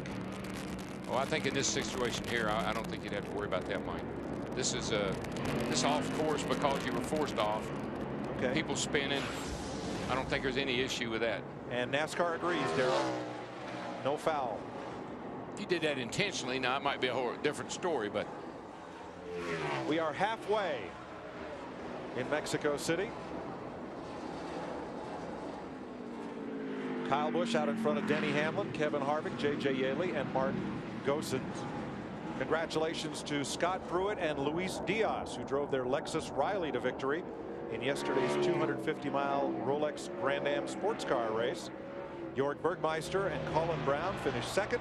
Paul Tracy, who's in today's race, running 7th, finished 3rd with Mike Borkowski, his co-driver. And what we saw right there was Jason Radcliffe, the crew chief for J.J. Yaley, the 18 team, talking to his pit crew about when they're going to make this pit stop, and I'm sure giving them the pep talk about no mistakes. They're in 4th place right now.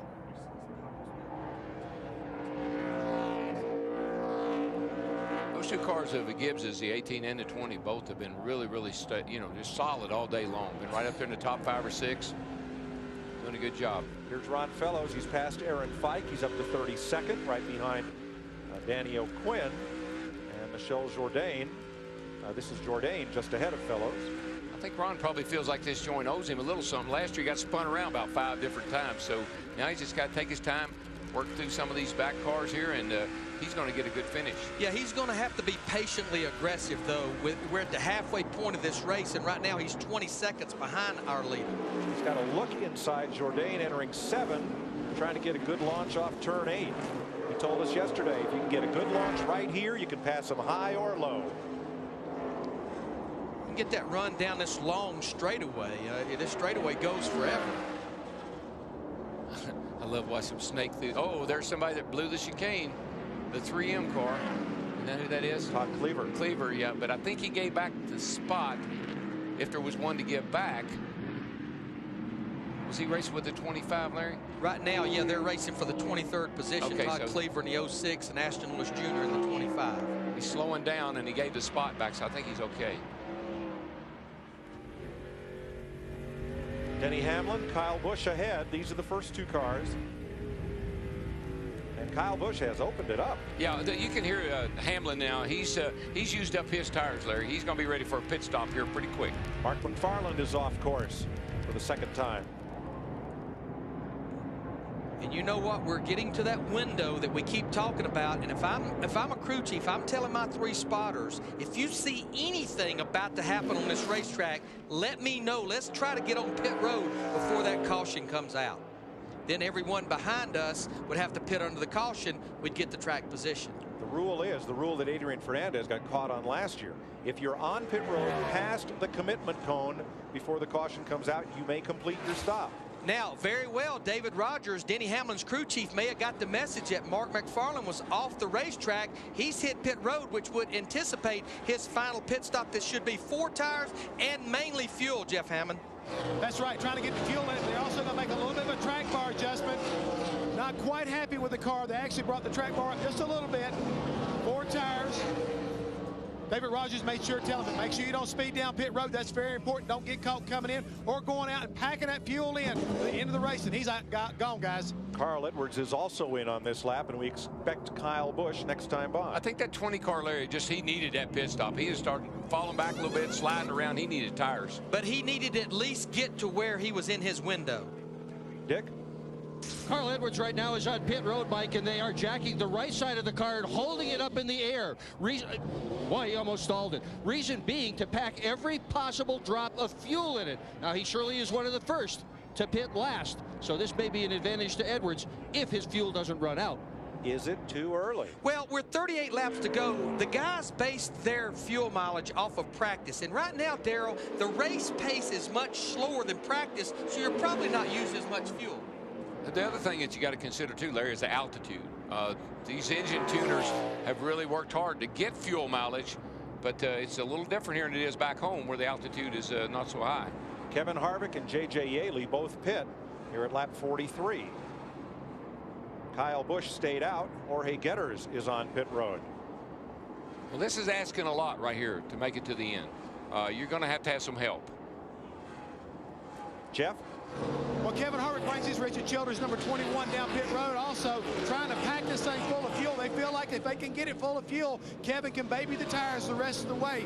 Really good. The car was good. Right about that time, the left rear tire changer falls down. A little bit slow on the right, on the left front also, but right front that is. Car's now fueling. He's down and away.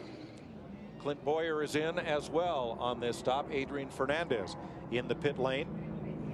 As you see, service completed on J.J. Yaley's car. And again, these are all scheduled pit stops. There's Jorge Getters in the 66 car. We anticipate this will be these cars' final pit stop of the day. Aaron Fike is also in. Now, will we see Kyle Busch this time? Just about got to. I mean, now he's the last of the guys that pitted first. That could hurt him for track position later on. Well, he don't want the same thing to happen to him that happened to Boris Said, who's back in the 5th position in the 9 car pole sitter. And there he comes, pit road, 4 tires in fuel. Got to be down to 35 miles per hour right there. You can't make a mistake. A mistake on this stop here, you can pretty much color your day gone. Now, if you're Paul Tracy, Boris Said, Reed Sorensen, do you come now? Oh, I think if I was Boris, I'd come on in. I mean, he can't. The strategy he laid out is not going to work for him because of the way cautions fell. They all stayed out, Dick. Yeah, I did. Chad Walter, talking to Kyle Busch, has told him that he is crazy fast. The crew going to have to make this an error-free pit stop. They've got the windshield covering off it. Fuel will be the most important issue. A bit surprised he was not among the very first to pit, but Walter's decision was to pit now so he'd have at least slightly fresher tires toward the end of the race. So far, a flawless pit stop. He's gone. And I think the other thing, Larry, is you're buying a little insurance here coming a little later with fuel because it's going to be close. Paul Tracy completes his stop in the Geico Dodge. Jason Leffler is in, and so is Ashton Lewis Jr. Mark McFarland makes what he hopes will be his final stop of the day. Excuse me, it's Regan Smith, not Ashton Lewis. There's a new leader right there, the Goose. Mark Goossens from the Belgium. Goose is loose. But the Goose better get to pit road pretty shortly. Don't want to hurt the old Goose. Might lay a golden egg before the day's over with.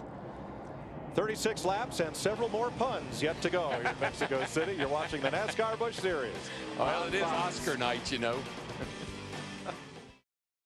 Jeff Hammond, we got all types of problems, I think, on Mark Gossen's pit stop here in the 90 car. Yes, we do, Larry. As he came in, he almost overshot his pitch, but then they didn't get the tire on the right side up off the ground enough. And what happened was when they dropped the jack, Jackman wasn't paying attention. The right rear was not on, and he started to drive away. But fortunately, they were able to fix it after they had to go back across the wall and get another jack. Big time trouble in the 90 car after having a great day. Well, we saw that happen to Getters here last year. Had a great car and then ended up having problems in the pits. That's one of the hardest things I believe these guys have to adjust to, is making these kind of pit stops. Green flag pit stops. 1 lap ago, John Wood came in along with Bernie Lamar and Reed Sorensen. And Boris Said takes over the lead for the 2nd time today, ahead of Paul Menard, and now Said will pit at lap 47. This is going to work out okay for him. The Ingersoll Rand Dodge of Ray Evernham is pitted all the way down toward turn 1, where Dick Berggren awaits. And Boris's crew chief, Trip Bruce, has reminded him pit far enough away from the wall so there's plenty of room for the jack and plenty of room for the gas man as well.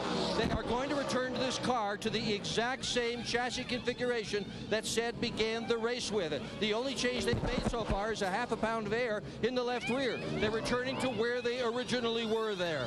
This is a 2-year-old car. Boris has helped design the brake system on it. Seems to be working pretty well. The gas man nods. It's okay. He's out of here. 15-2. A nice stop.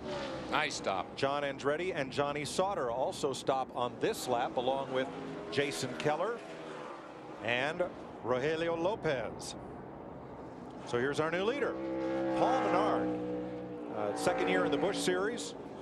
An awful lot of experience in road racing and open wheel cars coming in here, so we'd almost have to call Menard a road course ringer as well. Yeah, I believe so. He's got a pretty nice credentials, but he's getting ready. Looks like he might be getting ready to hit. I tell you what, another car having a nice run here. Carlos Contreras started back in the 20th position, sitting up there in the 2nd spot right now in the 14 car.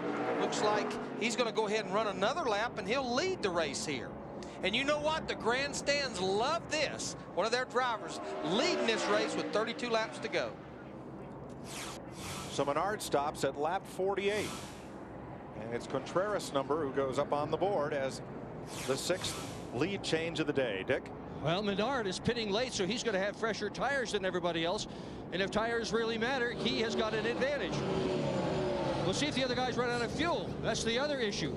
Menard left front corner, however, is damaged. Crew member trying to pull that fender out a little bit. Just a little bit slow on the left side of the car. Menard, one of the great road racing veterans, despite his youth. He's won in the Elite Series. 16.7 stop for Menard. Not the best. Ron Fellows is in. Fellows back up and on the lead lap in the Kevin Harvick Chevrolet. Makes his final stop here at lap 47. AJ 4th to 4th on pit road in the 38 car. We've almost cycled through this set of green flag stops. We have about 6 cars that have not pitted yet. Carlos Contreras, Ashton Lewis Jr., Michelle Jourdain Jr., Todd Cleaver, and Danny O'Quinn Jr. Now the Roush strategy is interesting, leaving both their rookies out on the track. Joel Kaufman, who went to the garage with transmission trouble, then came back out on the racetrack. He is running 13 laps down, and he'll get going again. He's waiting for a break in traffic. Nope, yellow is out. Caution is out. Now that is not the caution that these 4 or 5 guys that have not pitted yet that they wanted to see, because now they will have to make a stop, and they're going to start at the tail end of our 32 cars that are on the lead lap. I think it's pretty good news for most everybody. A few guys it's not good news for, though. The ones that are still out. They haven't made their pit stop yet. You know who I think really likes this caution right here? Finally, he's overcome, I think, the strategy in the beginning. Boris Said. Yeah, I'm agreeing. Number 12, Joel Kaufman, goes around. And that puts us under the caution flag for the 5th time today. We are 5/8 of the way here in Mexico City. Here's our Pizza Hut race summary. 6 lead changes. We've had 5 different leaders. Boris said has led twice. Average green speed, 96, excuse me. What's this 5/8 stuff? Well, 550 out of 80, that's 5/8. 5/8. Convert it to kilometers and I'll fill you in later. Oh, man. Don't start all. I think the rest of that said we've had 5 caution flags. This is the 5th right now at lap 50. And here is how the Mexican drivers are running. Carlos Pardo is in the garage, as is Jimmy Morales. Rogelio Lopez, Patrick Getters well back. Jorge Getters, after that, he's in 20th after a change of pit strategy there. Adrian Fernandez has come back from being a lap down to run 17th. Carlos Contreras out front. 5/8. Yeah, you know. It has been a busy day in Mexico City. Stacy Compton got the party started early, lap 5, losing an engine. That was the first of 5 caution flags. Jamie McMurray came out of the chicane and into the wall and came cross court to collect Adrian Fernandez. Ron Fellows had this view of Paul Menard and J.J. Yaley's get together, and Michael Waltrip gets sucked in by the tire wall. Clint Boyer goes around. Everybody scatters.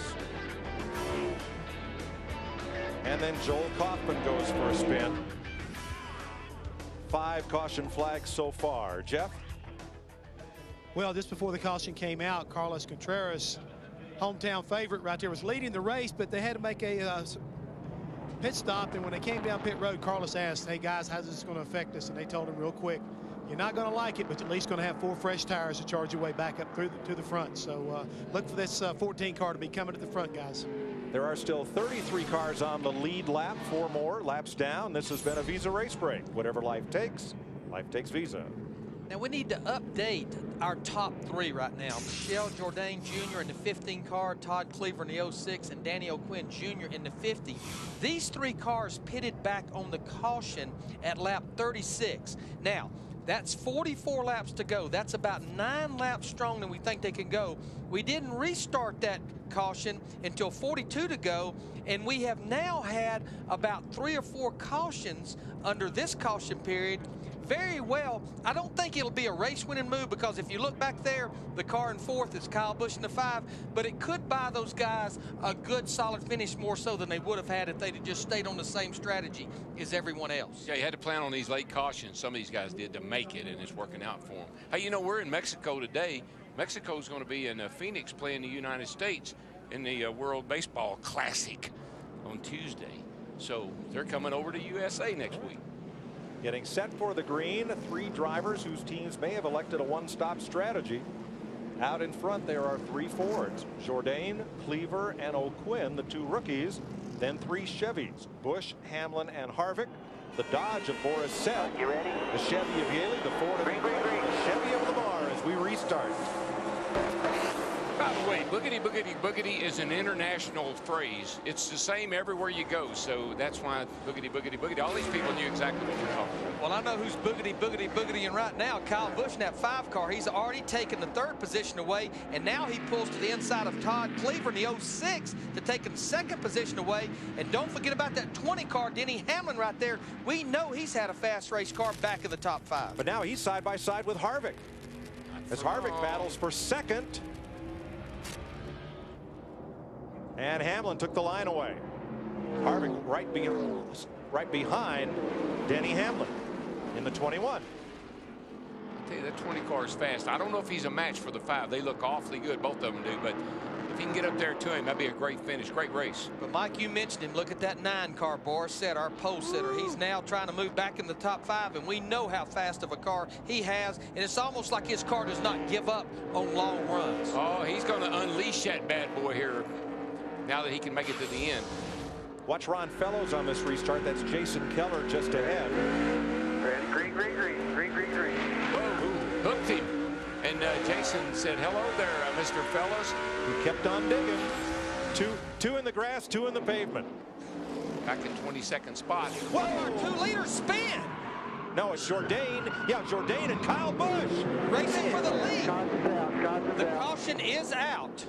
Andretti spins. It may be more because it's smoke. You can't see. Boyer spins. Kyle got going. Kyle Busch did. I don't think he lost very many spots. And I think when it was all said and done and the smoke had cleared, Denny Hamlin in the 20 car possibly had the lead of the race as he made it through the smoke. That was a move right there, is what I would call beating yourself, because that 5 car was definitely fast enough to win this race. I know he got going again, but he lost several spots. Plus, he gave it up to 2 good cars there, the 20 car of Hamlin and the 9 car of Sid. You know, that looked a lot like the incident in yesterday's Grand Am race, where 2 drivers battling for position got together in the same place and ended up in the fence. But you're right. As we look at his crew chief, Chad Walter, Kyle Busch's crew chief, he knew he had much fresher tires than Jourdain did in the 15 car. It was only going to be a matter of time. Whoa, young man. Whoa, slow. Take your time. Now NASCAR will take the moment of caution and go back to where each car was at the last time it passed a scoring loop. He's all the way down. Kyle Busch is all the way down in the 5 car in the entrance to pit lane. So he's on the very bottom. There just wasn't enough room there. He grabs a gear and goes. Fortunately for him, he spun all the way around. So he spins it all the way around. They were 4 enough ahead of the rest of the pack. Boy, Boris Said in the 9 just barely gets by. The smoke cleared just in the nick of time. Ron Fellows looking back. There's Boyer going around after contact with the McDonald's car. Caution's out, caution's out. We don't race to the caution. Actually, the positions are decided before the caution actually waves, based on where you're running at the moment. The loop you pass before the caution comes out. Well, based on where we're running at the moment, I don't think spinning out the 15 car was a good idea. I know he didn't do it on purpose. You mean where we are at the moment being Mexico City? Yes. Michel Jourdain is okay. You're right, Larry. That's a tough way to lose the lead. It's hard to tell from the camera angle. Was he squeezing Kyle Busch down the racetrack, or could Busch have had enough room for his race car? Didn't appear there was much room left there. And we talked about it at the top of the show. That part of the racetrack, it's like running into a funnel almost. It just gets narrower and narrower coming off that corner. The end of the day for Michel Jourdain, 27 laps too soon.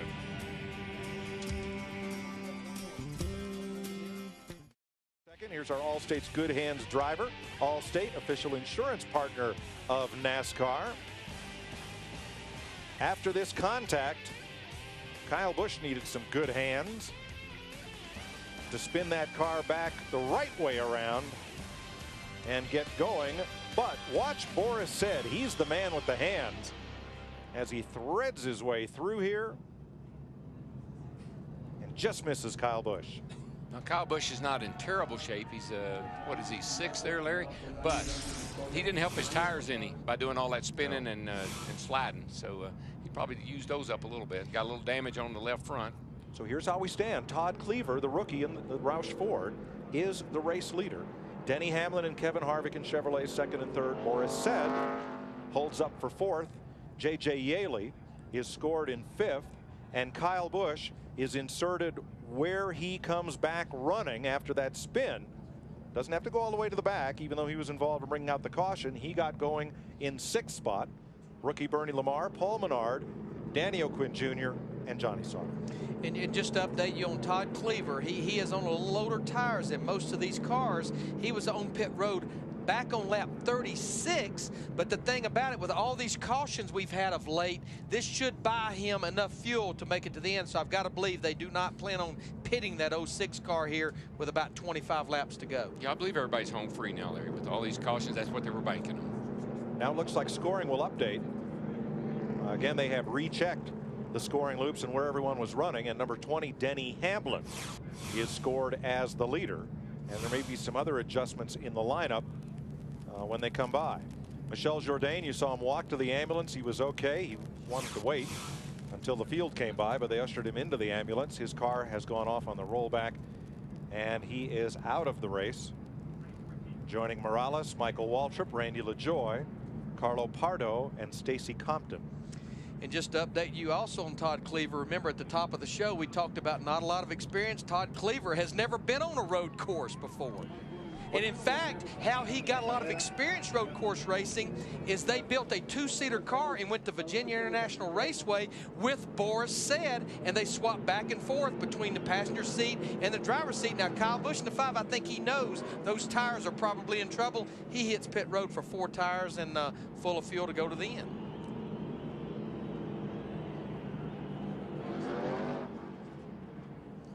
But he will restart this race back in about 33rd, 32nd position, because that's how many cars we've got on the lead lap. How about it, Dick Berggren? Well, shortly after he spun out, Kyle Busch got on the radio and said, "I'm sorry, I should not have done that." They had a long talk about whether it was a good idea to pit or not. They are concerned about damage to the left front fender, which currently is being pulled out. They've got that left front fender squared away now. Meanwhile, the Mexican fans on both sides of the grandstand, both sides of the pits, are expressing their extreme displeasure at Kyle Busch, who said just moments ago on the radio, "I bet I'm hated in Mexico." He got that one right. Michel Jourdain was trying to crowd him down to the bottom of the racetrack. There's no question he did not leave Kyle Busch a lot of room. But Kyle saying that he probably forced the issue, trying to get under Jourdain for the lead. Well, he took a winning car and has relegated himself to the rear of the field. Yeah, it's going to be a tall order with 25 laps to go. But I'm going to tell you something that I believe these fans are going to have a lot to cheer for here shortly. We've been following all the problems that Adrian Fernandez in the 57 car has been having. We are riding with him. These guys, they've made several pit stops. They've reset the toe on the car. He has spun out one time. He has made his way almost back to the top 10 in 12th position. Mexican fans are going to get a chance to stand up and cheer because Kyle Busch has just been gigged for too fast entering pit road, which will put him at the back of the field, which he will be at the back of the field by virtue of the pit stop. Well, okay. Does he have to do a pass-through? No, because it happened under caution, correct? Actually, it'll be tail end of the longest line, so he's really going to have to restart back there because it's single-file restart, he'll have to restart back in about 38th. So, you know what you say when that happens? 10-4, message received.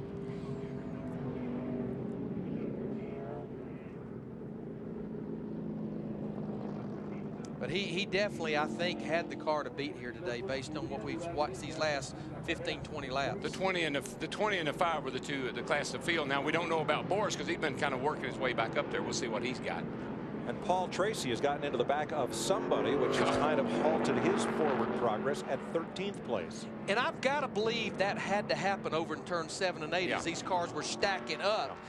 When Kyle Busch and Michel Jourdain got together. Yeah, if you look at the back of Adrian's car, it's all stoved up in the back. So you look at the front of the 4 car, Paul Tracy, his is all stoved down in the front. So I'd say that's where they come together. You take a big, rounded, sweeping, slightly banked, blind entry corner, and you fill it with smoke. Yeah, hello. There's the results. Hello. Paul Tracy in the 4 car, sitting up there in the 13th position, as we've got going to have 24 laps to go. The old Gecko's voice went up a notch, I think.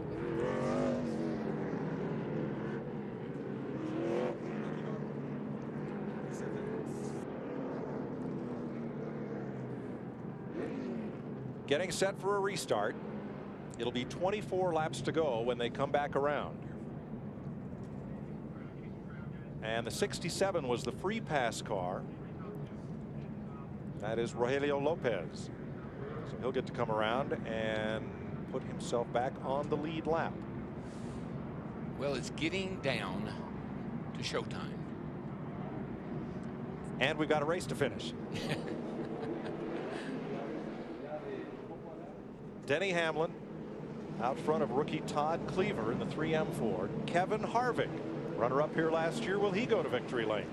Boris Said, the road race ace in the Dodge. J.J. Yaley, Bernie Lamar, Paul Menard, Danny O'Quinn, Reed Sorensen, the top 10. I think it's going to really be a matter of how long it takes Boris to get to Hamlin, and then if he has enough left to get around Hamlin.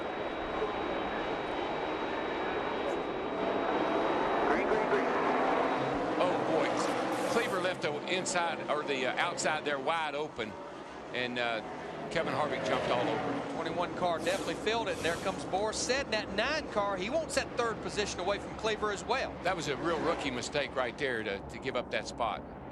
Said to the inside on Cleaver. Darrell, was it a mistake or was it a move to let the car on faster tires not have to fight him into turn one? I don't know if a rookie can think about all that at one time or not, but that would make a lot of sense. If it was a good move. We'll give him benefit of the doubt. Okay. Yaley to the inside of Cleaver, who is on worn tires. Here's Jeff Hamlin. Here with Michelle Jourdain. Awesome run, my friend. You want to tell us what happened? Yes, it's very unfortunate. We had to make an extra pit stop early on because we were losing water. But after that, we were running okay, and we could make it until the end. We were waiting for that yellow, and it came to us. And you know, there was like still 20 some laps to go. You know, I don't know what Kyle was thinking, because I mean, he hurt himself. Not as much as myself, but I mean, I don't know what sometimes what these guys do, you know, or think. Guys, I think his voice kind of sums up his feelings right now. Very disappointed after leading this race. 20-some laps to go to get taken out. Taken out. Well, yeah. Well, you get one. You know that we have one race a year here. This is in front of your home country people. You want to win this race for your pride, for your people, and get taken out. I'm sure emotionally he's very, very upset. Tell you what, Todd Cleaver in the 06 car, he is losing a lot of positions right now. He's got more problems in the restart there. Yes, he does. Adrian Fernandez looking in. Johnny Sauter's already made the pass on Cleaver. Cleaver's mission, complete all the laps, stay on course, finish the race unscathed. And that's hard to do when everybody around you's got fresh tires. But I'm sure that was the agenda in that stop that they made, in that strategy. It was not a race-winning move. Nope. It was just to try to come up with a good finish. But I'm telling you, he's got his hands full right now. Carl Edwards to the inside. Paul Tracy trying for 3 wide. Yes, he is. It'll work right here, but not for long. Somebody's going to have to give this is chicken right here. Okay, we're getting a lot of smoke from Paul Tracy in that 4 car. I think it's the left front fender that's rubbing on that race car. I think it's all the fenders. He's raced them right to the ground. Not giving up, though. Tracking Carl Edwards through the S's. And Jorge Getter's closing in the 66. Getting desperate back in here now, guys. Everybody knows they got to get what they can. Second place, Boris said. That's Kevin Harvick in blue. This is not what Denny Hamlin's wanting to see here with 22 laps to go, because he knows that 9 car was the class of the field at the beginning of the race. Now, that was a nice, clean pass into turn 7. That's how you do it. But you know what? Kevin Harvick knew that Boris said was that much faster than him. Why sit there and waste time and lose time possibly where J.J. Yaley in the 18 catches both of you? Smart move for both drivers. Tracy he's putting up a smoke screen. I don't know if anybody can pass him or not. They can't see him. Yeah, top of your screen. That can't last. That's too bad. He was having a great run, doing a good job. But I think his day's going to come to an end here very, very soon.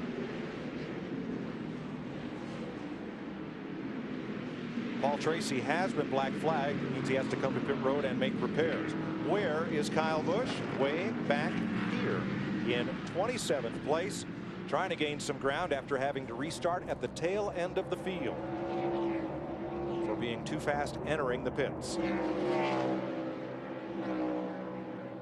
yeah, right now he's almost 20 seconds behind our leader Denny Hamlin in the 20 car, plus a lot of cars. What Hamlin needs to do right now is just cool out until Boris catches him. Boris is going to catch him, but he needs to save a little bit so that he'll be able to hold Boris off once he gets there. He's not going to get away from him, so you might as well save a little something and have something left for a fight. And focus out the windshield, not in that rearview mirror. When you're looking back, you're losing time. That's exactly right. Hit your marks. Last time by, Boris said, was 2.7 seconds behind Hamlin. And that was when he made the pass on Harvick. Yeah, no question he's gaining on him. Uh-oh. Kevin Harvick, we're told, is going to get black flagged, and we'll have a look at why here in a minute as the leaders come through. Harvick right now is the 3rd place car. That's J.J. Yaley in the 18 behind him in 4th place right now.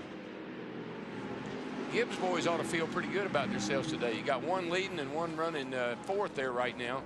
That's a pretty good job for those guys coming down here. And both those drivers have had great starts to the season, both in the Busch Series and in Nextel Cup. Yeah, just remember Kevin Harvick, he is our points leader, and he is racing for the championship. He'll be running all the races this year.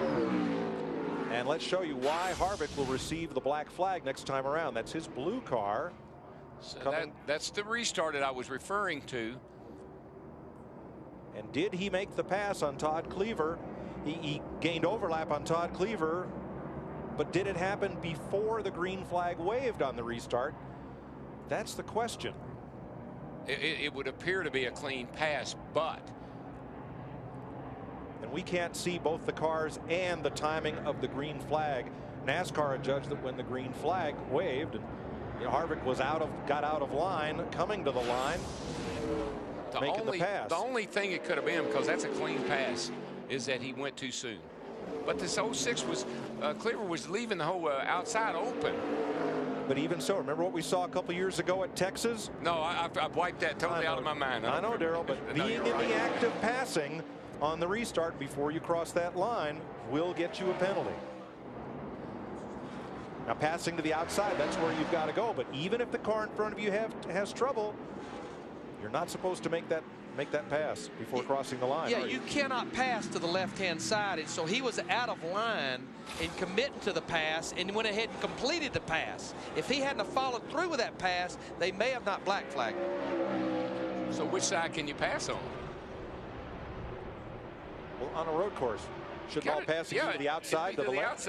We're getting a ruling on that right now. I'm very confused. And so is Richard Childress, the car owner for Kevin Harvick. In the drivers' meeting on this track, we gotta come. We gotta do it faster this time. We gotta do it faster this time. You cannot pass. This time, Jason. And they said that at the drivers' meeting. In the outside, in the case of here, would be the left side. If he had not continued on through that pass, he probably would have been okay. I think it's, normally on an oval track, you can pass. And here, I guess we can. Whoa, Reed Sorensen is aflame. But now remember, this car had a vibration earlier very well. I think possibly the engine has expired on this 41 Reed Sorensen's car. Copy that, blew up, Ron. This would be just tell them to stay off the groove. This would be the second engine that they have lost. You see all the fluid putting down. Caution is out. Stuff picked up, guys. Sorensen made an engine change and started this race at the rear of the field. And 21 is Kevin Harvick's on pit road. Well, either way, he was going to be at the back of the field.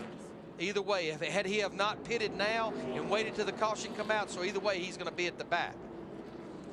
Well, he does his pass through, and that means he will restart apparently 32nd when we go back to green. But I still believe this caution would be a break for him, because now he's going to be at the very back of the field instead of all the time he would have lost for the pass through under green. Plus, I believe this will help Denny Hamlin, our leader.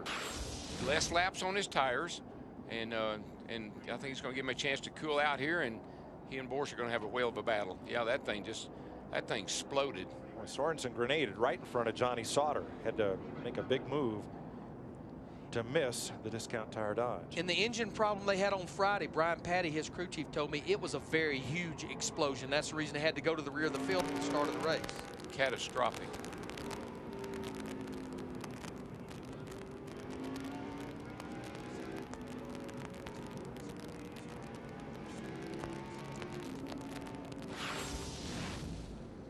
Paul Menard running in 18 when you come by this time, 18 left. Fellow with a lot of road course experience. Not so much in the NASCAR Busch Series, but he's giving a good account of himself. The caution is out for Reed Sorensen's blown engine, and NASCAR has reviewed the penalty to Kevin Harvick. On an oval track, on restarts, once the green flag waves, all passing must be to the right before you get to the start-finish line. In the drivers' meeting, these drivers were told all passing must be to the left before you reach the start-finish line. Richard Childress appealed the penalty. NASCAR took it under further review, and they determined that at the moment the green flag waved, Kevin Harvick was not yet in the act of passing. It's a legal pass. Harvick will get his position back. Well, I applaud NASCAR because I was confused at how they assessed that penalty, because he did everything right. The only thing I wasn't sure about is if the green had not come out. But I applaud NASCAR for straightening that out. There you see car owner Richard Childress. Uh-oh. Somebody has lost a tire and wheel out on the racetrack. You don't want me to, do you? Look at the centers. Pick to find time to They're leave me loose. oval, egg-shaped right out there, as if somebody didn't get some lug nuts tight, perhaps. Good catch. It won't be hard to figure out who it is. Yeah, it's not like when there's one glove on the track. Right. And by the way, they never did determine whose glove that was in California. This is Tim Sauter, the 36 car. From the looks of the left rear quarter panel and the looks of the sparks, I no more calls, found please. where it goes, where it belongs.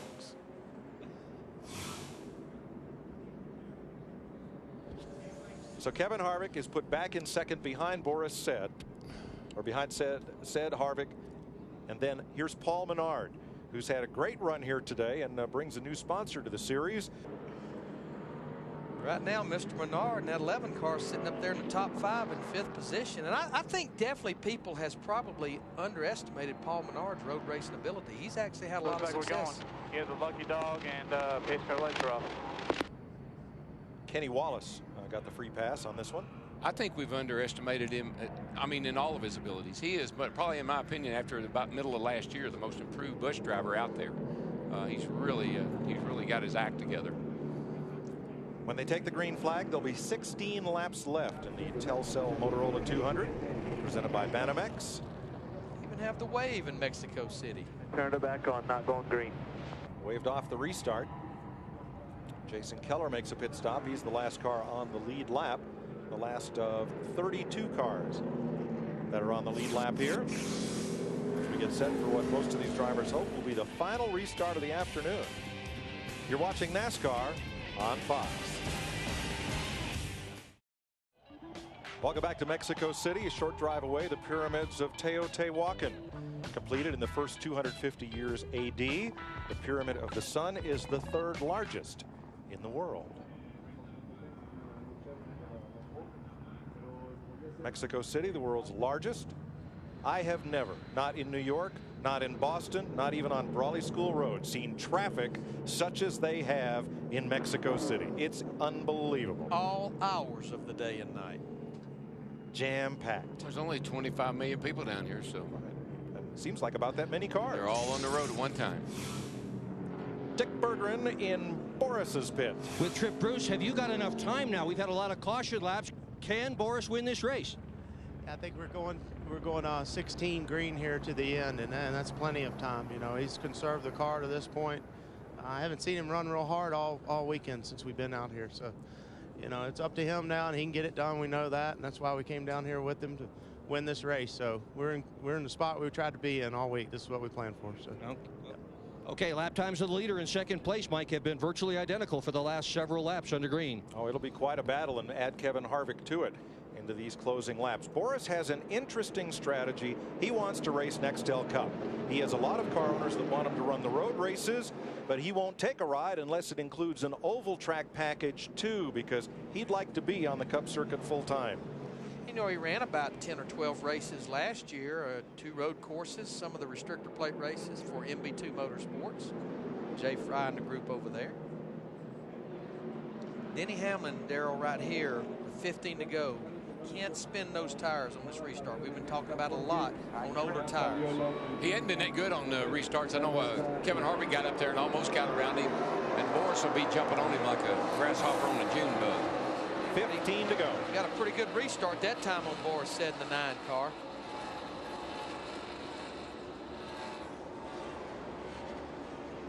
He knows. This is when you find out who's been holding back.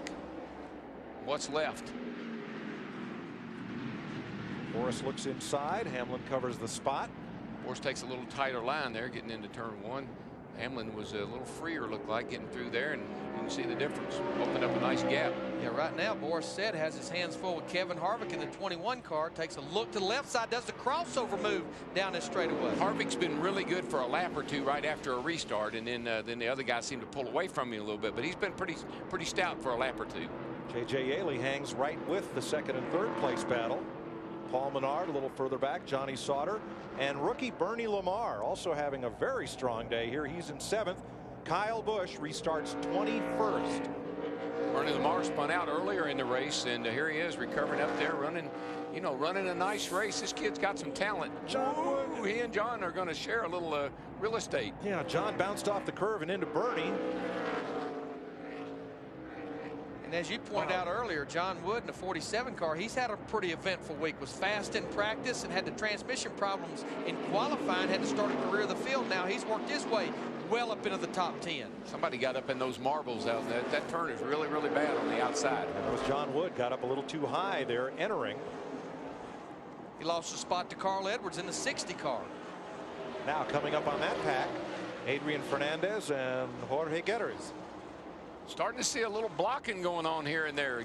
Cars getting a little wider than they were earlier in the day. The patience level is running out now. Yeah, look at this.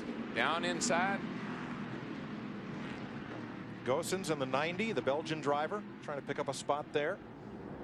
Had been fast all day long trying to recover from a pit stop miscue on his last time on pit road with the 90 car.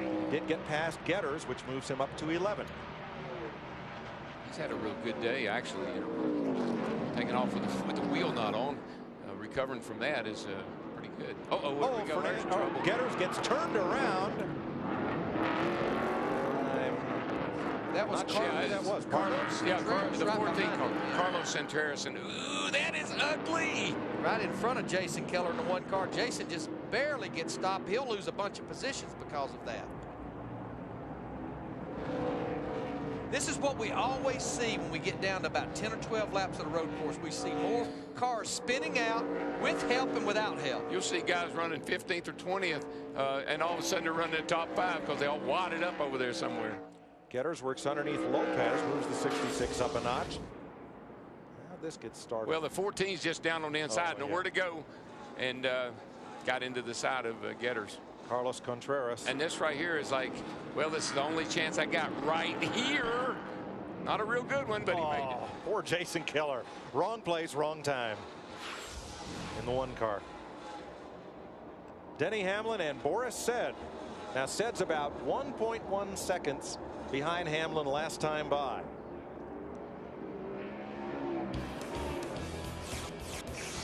Still 13 laps to go. Anything can happen. Oh, yeah.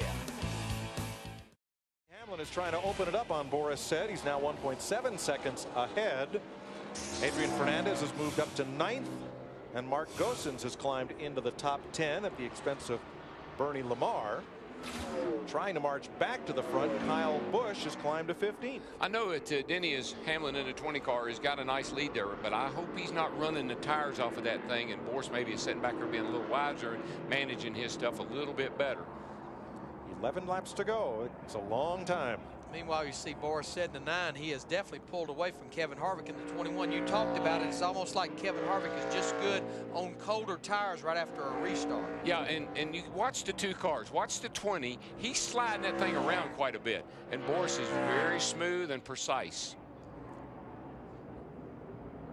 But I think it's just so important. Denny Hamlin looks out that windshield, hit those marks. He got a little debris there on the 9 car. Boris Said that hope his water temperature, you better keep an eye on that. Those Dodges are real bad about overheating anyway. It'll definitely put a little more front downforce in the car and help the drag. But yeah, as hot as it is, it could definitely overheat that engine, because that's where the air goes through to cool the water in the radiator. And he's going to have to hustle to get up. You know, you get up behind the car in front of you, create a vacuum there and pull it off, but he's got a ways to go to make that happen. He's 1.8 seconds back. He lost a 10th to Hamlin that lap, and there's a couple of different lines up there in the S's. I think Boris is a little tight there in 1. He kind of slides it out a little bit further than Denny does. Denny's car seems to be real free. And Harvick has fallen to pressure, or he's under pressure from J.J. Yaley, Paul Menard, and Johnny Sauter. Tell you what, Johnny Sauter in that orange 00 car, he's had a good solid weekend. Was fast in practice, qualified up there in the top 3, and just been good and solid. Good solid run. West crew chief Harold Holley has had an incredible amount of success with these Busch cars. Think about Bobby Hamilton Jr. Jeff Green. Jeff Green won the championship, and I think he's really got this thing on, got this program turned around right here and got it going good. Behind him is Carl Edwards, 8.6 seconds off the lead. There's Edwards, who had a disastrous weekend here last year, a hard crash just past the chicane head on into the concrete barriers, but he's had almost a quiet day here today. It was a little eventful at the start of the race. There were some issues on a pit stop and all, but he's recovered nicely with his 60 car. And the guy right behind him, John Wood, I'm tickled for John because he was just torn up as a can of kraut about not sitting on the pole after being the fastest car in practice. So it's good to see him recover and get a good run going, a good finish here. Had transmission trouble in qualifying. Right now, he's the 8th place car. Now, just to update you on our leaders with 9 laps to go, that time Boris was just a little bit quicker than Denny Hamlin, but still well over. Well, that lap there, actually, Hamlin ran faster than Said, so it's almost 2.5-second lead for Hamlin now over Boris Said. Here's your 9th place car, Adrian Fernandez. And he got a lot of damage in that dust up with Kyle Busch and Michelle Jourdain. Stand behind you, no caution. The sand trap, we might get one here, Peter. No caution yet. It's the spotter calling out. Got a car in the sand trap. Whoa, it's Bernie Lamar. And it's going to be tough to get out of there. That's almost like the gravel pit. We don't have a caution just yet. He's fired up and he's going to get out. Caution is out. Now, that's where 2 drivers drove through that area after they went off earlier. But no matter, the caution is out with 9 to go. Dick Berggren. I've been listening to Boris Said radio, Mike, trying to pick up on what might be going on with that car since he's dropping back. I haven't heard anything. Just asked his crew chief, Trip Bruce, if he had heard anything, and he said no. He did say that both cars, lead and second, are running about the same lap times. Not quite. Boris is a little bit behind. Remember last year, Mike, when Boris had the problem of pitting when the pit was closed? He went into the pits on 3rd, came out in 31st, and he drove through the field like a madman, wound up spinning out. I'm sort of wondering if that spin is going through his mind at about this time, and if he doesn't want to pressure the car too terribly much. Jeff. Well, Dick, up here in the pit at Denny Hamlin, everything right now is just kind of laid back. All they're doing for this guy is just giving him lap times. Spotters are saying and letting him know the racetrack is clean. And right now, he's hitting all his marks and just steadily walking away from the rest of the field. Well, 2 cars I think that definitely like to see this caution here as we've got 8 laps to go, so we'll probably get back racing with about 5 or 6 to go. Would be Boris Said in the 9 car, chance to cool the tires down, maybe get another run back at Denny Hamlin. But I think the other car that likes this caution is Kyle Busch in that 5 car. He's almost made it back to the top 10. He has come through the field, Dick. Well, Boris Said has just now come on the radio and said that his water temperature is 245. The crew has looked at the grill and said there's a piece of trash on it. Trip Bruce, his crew chief, has told him to take care of his stuff. If he's going to win the race, he's got to be hammered down from here with a hot engine. Now, Clint Boyer, excuse me, Darrell, did go off the track. And I'm not sure whether it was Boyer here. No, he didn't bring out the caution. He gets back going again. Looked like he's had a lot of damage, though, to the left side, as though maybe he and Lamar had some sort of an issue. Almost looked like they did the synchronized spinning right there. Tried to avoid each other. Yeah, they spun almost simultaneously together down there. There they go. Yeah, they're just trying. I think one spun and the other tried to miss him.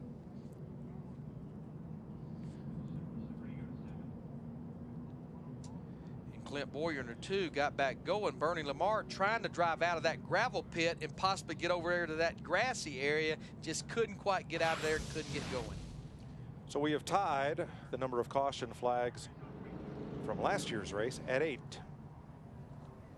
And with 7 laps to go, can Denny Hamlin hold on and hold off Boris Said, Kevin Harvick, and J.J. Yeley? Harvick is really good on these restarts. For his tires cool off, he's good for a couple of laps. That could be bad news for Boris, particularly if Boris's engine's laying down just a tad on him from the overheating problem. So this could be good news for that 21 car. I think J.J.'s pretty good. Got a number of cars up here with an opportunity right now with this caution out. And Denny Hamlin would love to see Boris Said and Kevin Harvick start duking it out back there for second. And that way he can put a little distance on them, as he did a while ago after that restart. We have 3 of our road course ringers in the top 10. Boris Said in 2nd. Adrian Fernandez is 9th.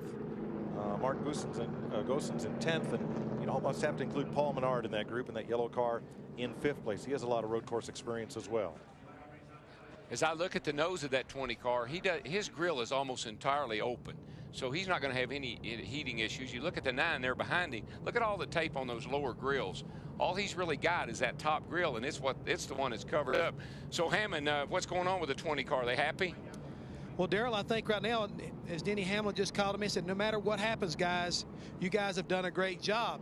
But then his crew chief, David Rogers, tried to call him back, and he said, guys, I can't hear you. He's not heard anything for the last 10 laps since the last restart. So a little bit of concern here.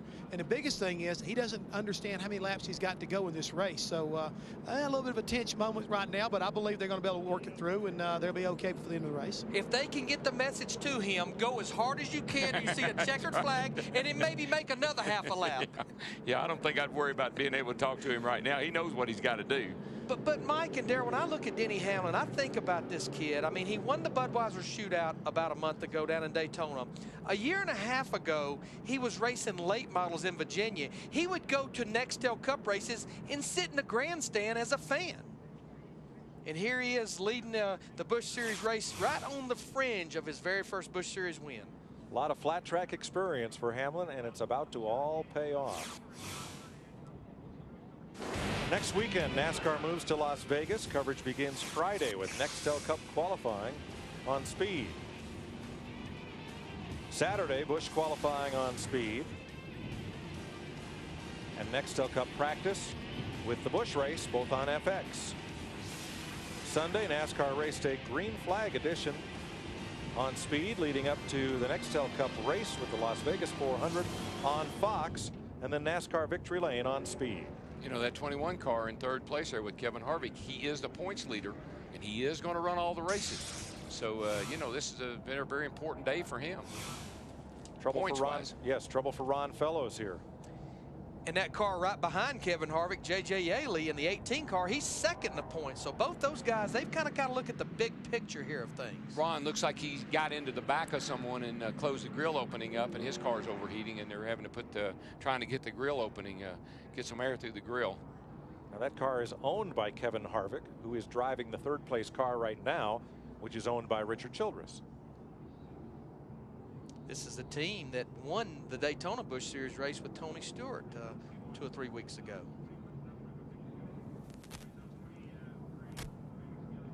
See Trip Bruce, the crew chief, we talked to him a while ago.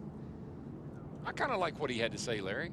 We worked all weekend. We sat on pole. We worked to be in the position we're in now, and like we said in the opening, it's all up to the driver. It's in his hands. And they had a little different strategies we saw in the beginning of the race, but with enough cautions coming at the right time, it has worked out here. They're going to get a shot at it with about 6 laps to go. Strategy usually is pretty good if you got a fast car, just about any strategy. Now, since this restart will occur within 10 laps to go, all the lead lap cars, all 32 of them, are lined up before all of the cars that are 1 or more laps down. So we'll see probably a whole lot of bumping and shuffling and position change, if not hurt feelings, on the first lap after the green here. Well, you ride around here like this, your tires pick up a lot of debris. We've seen that on the racetrack. Your brakes cool off. You charge off into turn 1, and she just doesn't do the same thing she's been doing all day long. And besides that, the guy was in my way.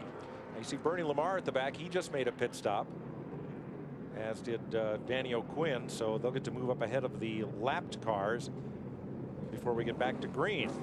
Right now, Kevin Harvick in position to pad his point lead, but only by a little, because J.J. Yaley is just 1 position behind him on the racetrack.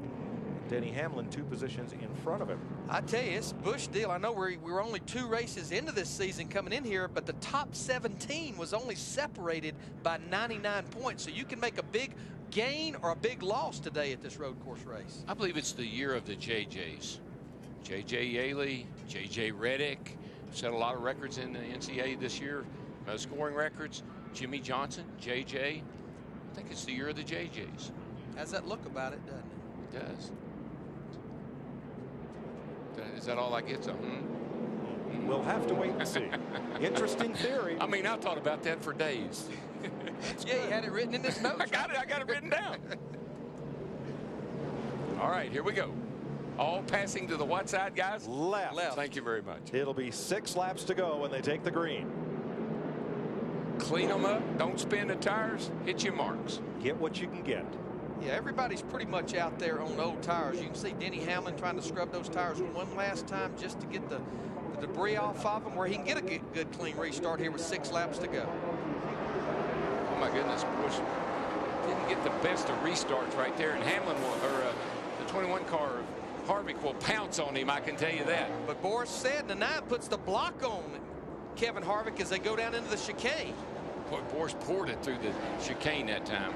They were both way offline. Boris has taken a lot lower entry into turn 1 there than the other guys are. Defensive driving, Darrell? It must be, because that's not the hot lick. Trying to hold off Harvick for second. I tell you what, Denny Hamlin in the 20, he has been on his mark on the restarts. Uh-oh. Fernandez off course? Yeah. They were 3 wide into that corner. And he was running in the 9th position and made his way back into the top 10. This is when you can dodge all those cars that are running into each other and bouncing off of each other, running off the track. You can pick up a lot of spots. Show you what happened here. That John Wood just ahead of Fernandez. Outside, looking outside. Ghoston's outside. 5's outside, now inside. Inside. Uh-oh. Boy, John Wood just got taken out by the 90 car. And Fernandez was just trying to find a clear path. He just flat pushed him out of his way. And we talked about that at the top of the show here with 6 laps to go. John Wood is way off in the weeds. Yeah, he was having a great run, too. That's unfortunate. He was up in 8th place. Yeah, that's 2 cars in the top 10 that was involved in that wreck right there that spun out. 5 to go for Denny Hamlin in the 20 car. And they have pushed Ron Fellows behind the wall. Yeah, that water was running out of that thing. Had a busted radiator. Uh-oh, 35 in the fence. Hard. Turn 8. Regan Smith, the caution is out. He had 1 and 8, some in 8. Regan had worked his way into the top 15 in 13th position. Now he's going to get the car going, but we do have the caution as our leader took 5 to go. This when you run great all day, work hard, get yourself in a good position. Pit strategy pays off, and you get spun out. 9th caution flag of the day. With still 31 cars on the lead lap. And Getter's number 58 would be the free pass car. Denny Hamlin, he's going to have at least 1 more of those good restarts again. And that's if we have a free pass car this late in the race. Yeah, and the other thing is, I think Boris has really got to be on his game here, because that 21 car can pounce on you on these restarts. Darrell, the way that Boris ran down into turn number 1, mirror driving Harvick rather than chasing Hamlin, kind of tells me he doesn't have anything for Denny. I don't think he does. That 20 car has been stout from the get-go. That was he and the 5 car were the only competition Boris really seemed to have, and looks like he's going to be able to pull it off to me.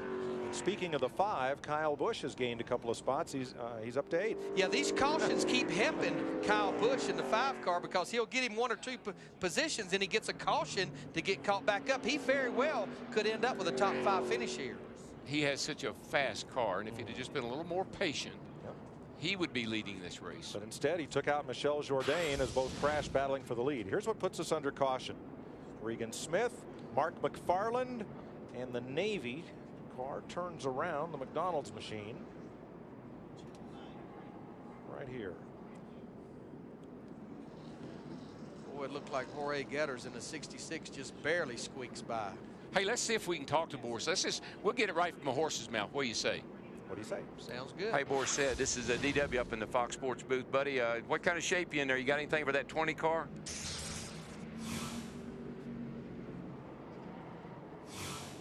Let's see what he says.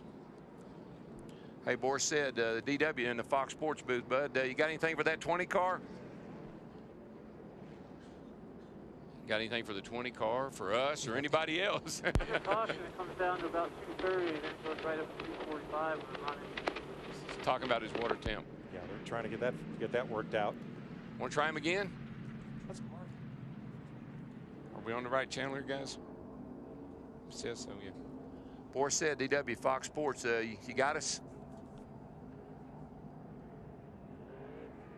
Boris, can you hear Fox Sports call you DW? Apparently he's got the crew, but not us. I'm not sure he's even hearing the crew. That's okay. I'll just talk to the crew. Hey, guys, y'all got anything for that 20 car? Seems to be a little bit tight right now through the S. 20 car seems to be there real good. That's probably what's hurting us the most, but you never know here. You know, Boris is going to give it everything, you know, 110% here. So that's where we're at. Roger, you're not worried the water temp's going to be okay? Just got a few laps to go? I seem maintain, and then you know yourself that's what it's got to do. Maintain, will be okay. Just trash on the grill. All right, bud. Thanks a lot. You think Hammond will talk to you, DW? Jeff Hammond, this DW up in the Fox Sports booth. You got me, bud? Do I got to talk to you? Hey, down here in the 20-car pit, guys, and DW, I think you can probably relate to this.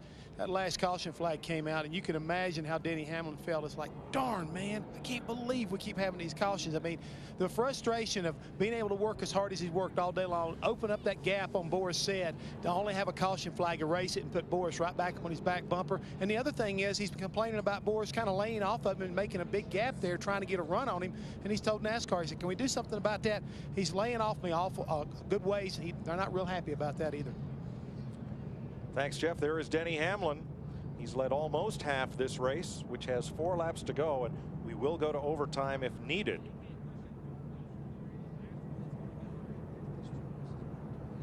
We've mentioned that Ron Fellows is out of the race. He's now joined by Todd Cleaver. The Roush Racing rookie has just taken his 3M Ford behind the wall after having a good run on the lead lap all day. You know, a car that we talked about earlier is just, he's kept his nose clean for the most part. He's sitting there in the top 10. He's a top Mexican driver right now, Carlos Contreras, in the 14 car. But I'm going to tell you what, the car behind him, Jamie McMurray in the 64 car, it looks like a beer can that's been sitting on the side of the interstate for about 2 weeks. There's not a piece on that race car that is not bent, but he has made and fought and clawed his way back to the 11th position.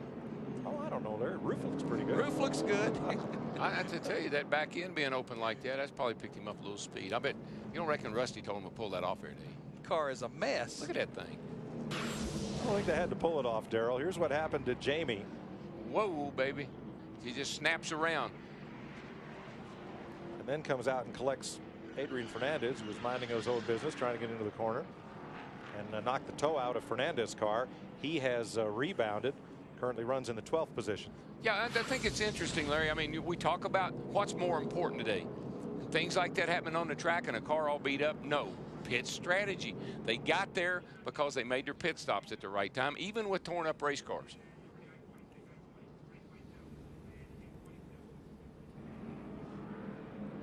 Denny Hamlin on the verge and perhaps 3 laps away from victory in Mexico. Listen, I don't care if you've done it 100 times or if this is your first time.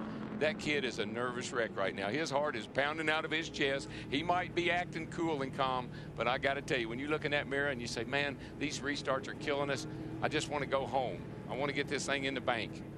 And he was just so solid last year. He finished 5th in the points, had a lot of top 10 finishes. They just couldn't close the door on going to victory lane. And here they are 1 or 2 laps away from their first victory here, race number 3 in 2006. You think about Martin Truex down here last year. He got off to a shaky start last year, but he came here and he dominated this race. And I think it jump-started his season. And Hamlin looks like he's on the same deal.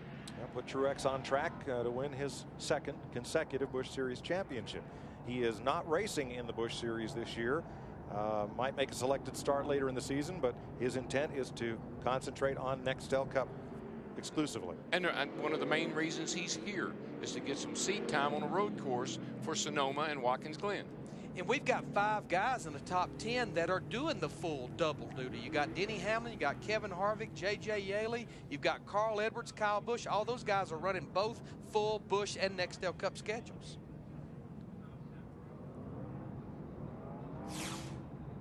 So right now the leading non-regular in NASCAR is Mark Gosens in 9th. Carlos Contreras is 10th. Adrian Fernandez is 12th. Jorge Guerrero is 15th. Chris Cook is 16th. Jeff? You know, guys, we've been talking about the caution flags, how they've been benefiting guys as far as saving fuel. I just wonder right now, this possible extended green-white checker, how is it going to affect the 20 car? I mean, they pitted pretty early, and you know, we're cutting it pretty thin on fuel anyway. So you know, this could come into play before the end of the day. Well, if we restart here and go to conclusion, Jeff, will be just barely at regulation distance. But I just think, Jeff, we've had so many cautions, and remember, it's roughly 2-1. I just feel like they could probably run 2 or 3 extra laps here and not have an issue because of the cautions.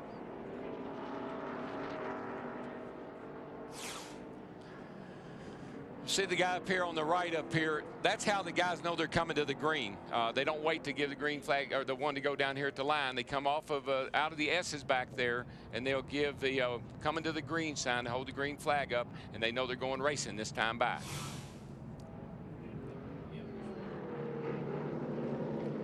Let's see if Denny Hamlin can have another one of those good restarts again. You would think Boris Said has watched this for the last 2 or 3 times and maybe might take a little advantage a little better. The problem Boris has got is he's got to be a little defensive like we were talking about. I think he'd like to jump on the back of Hamlin, but he's also got to protect that Harvick doesn't get by him.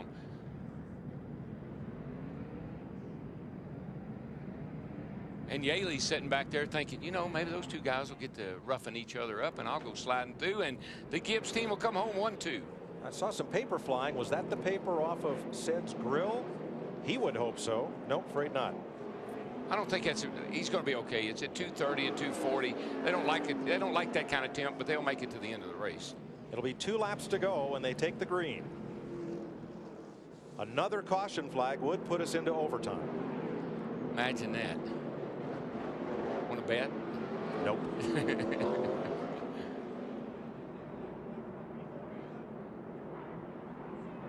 Denny Hamlin, the biggest restart of his career right here.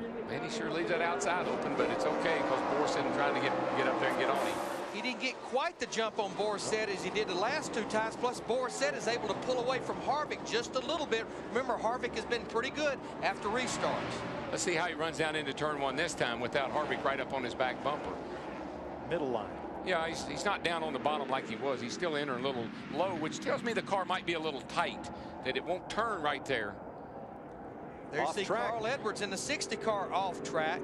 Now he's going to have to be careful where he comes back on and not gain any positions. But Darrell Tripp Bruce told us, Boris Said's crew chief, and you can see the distance he's lost. The car won't turn up through those S's. Yeah, then it shows. That's why he's taking that low line into turn. Ooh, Hamlin locked up the front brake. Darrell getting in there. Well, that just tells you he's going as hard as he can right now. And this is Adrian Fernandez trying to get back to the top 10. He's in the 12th position right now. Hamlin gaining some distance on Boris Said and a car off back in the S's. It was John Wood who went off and then came right back on. These guys look pretty content right now to hold what they got. I think Boris is probably saying, well, I can't catch him. Main thing I want to do is finish second. Harvick back there is going pretty hard. Pretty even gap. Yaley, Menard, Sauter. And then Kyle Busch will pick up another spot. White flag this time. Coming to the white. And he has stretched it out on Boris Said right now. J.J. Yaley in that 18 car fighting Kevin Harvick in the 21 for third. This is first and second in points right now as well. Denny Hamlin opened up a 2.5 seconds on Boris Said that lap.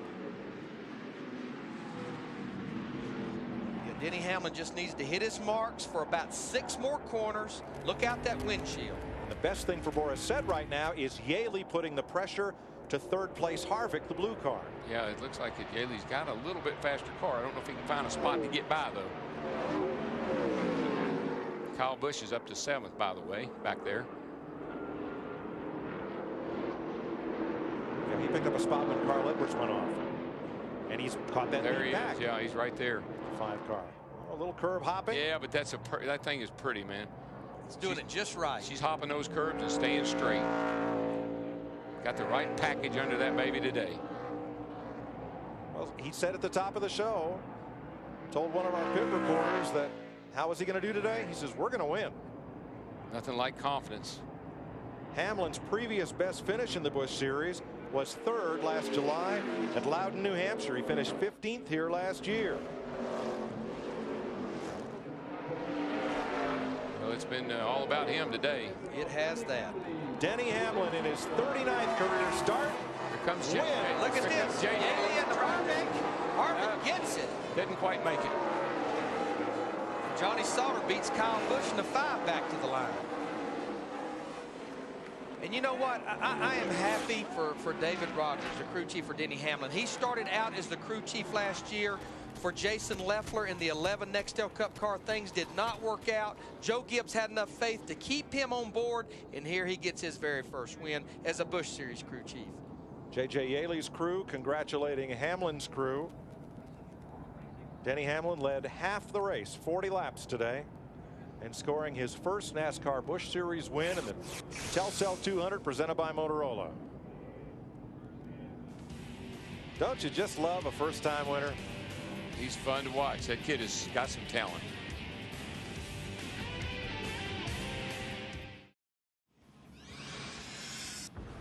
Chevy congratulates Denny Hamlin and the number 20 Monte Carlo SS on another great Team Chevy victory. Chevy, an American revolution.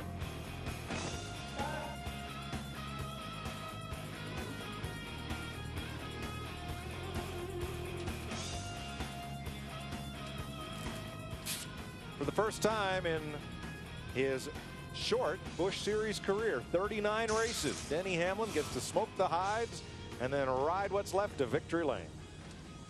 Tell you what, this kid's going to go to victory lane, I think, a lot. The runner-up, pole sitter Boris Said, is with Dick Berggren. How frustrating it was for you to watch that 20 car and not be able to catch and pass him? It was frustrating. I mean, I was really trying. I mean, that kid is, he's really good. I mean, there's just no question. I mean, he just flat out beat me today. Tony Stewart must have given him the magic dust. But, I mean, I still feel pretty proud. I mean, Ray Evernham gave me this chance with the Ingersoll Rand Dodge Charger, and, you know, all the crew guys gave me a great car. We were just a little too tight at the end. And I think if I was in front of him, I probably could have kept him behind me because he was only faster than me in the S's, and I could catch him in turn one. But, you know, it was just a strange day, you know, all the different pit strategies. You know, at one point I thought, man, we're out of it. And then all of a sudden we're in it, you know, so totally different strategies with the 20 and us, and we, you know, both come out first and second. So I'm still pretty happy with second place. I'm not going to complain about that. But, you know, we had 40,000 Ingersoll Rand people probably watching on TV or the internet, and it's pretty good for them, and vitamin water. I need that now. Congratulations on a great run, Mike. Boris's previous best in the Busch Series was 4th at Watkins Glen in 2001, so this is a career best for him. Well, I guess it doesn't make you feel too bad to get beaten by one of your students. That's right. And here's Denny Hamlin about to climb out, a first-time winner in the NASCAR Busch Series.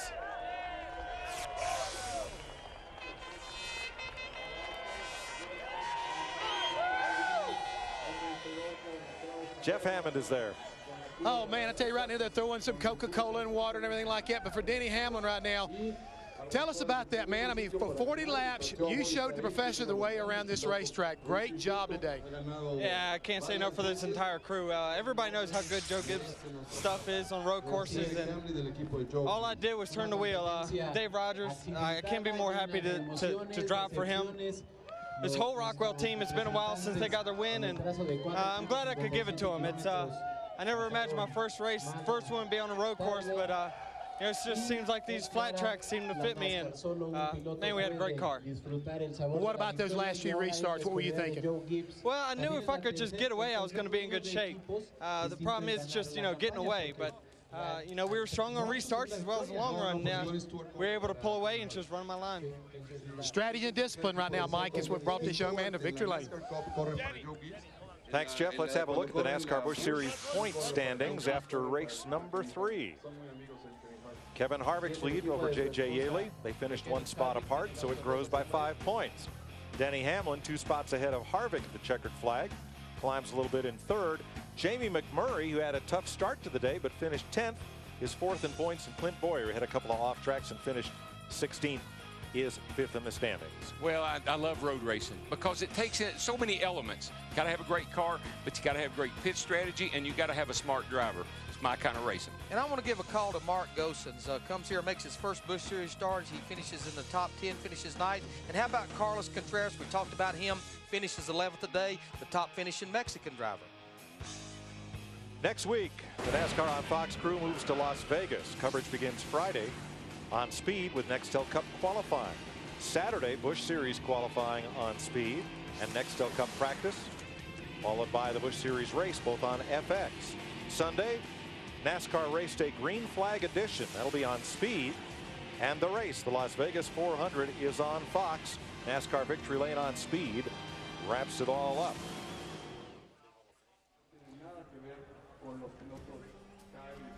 Promotional consideration paid for by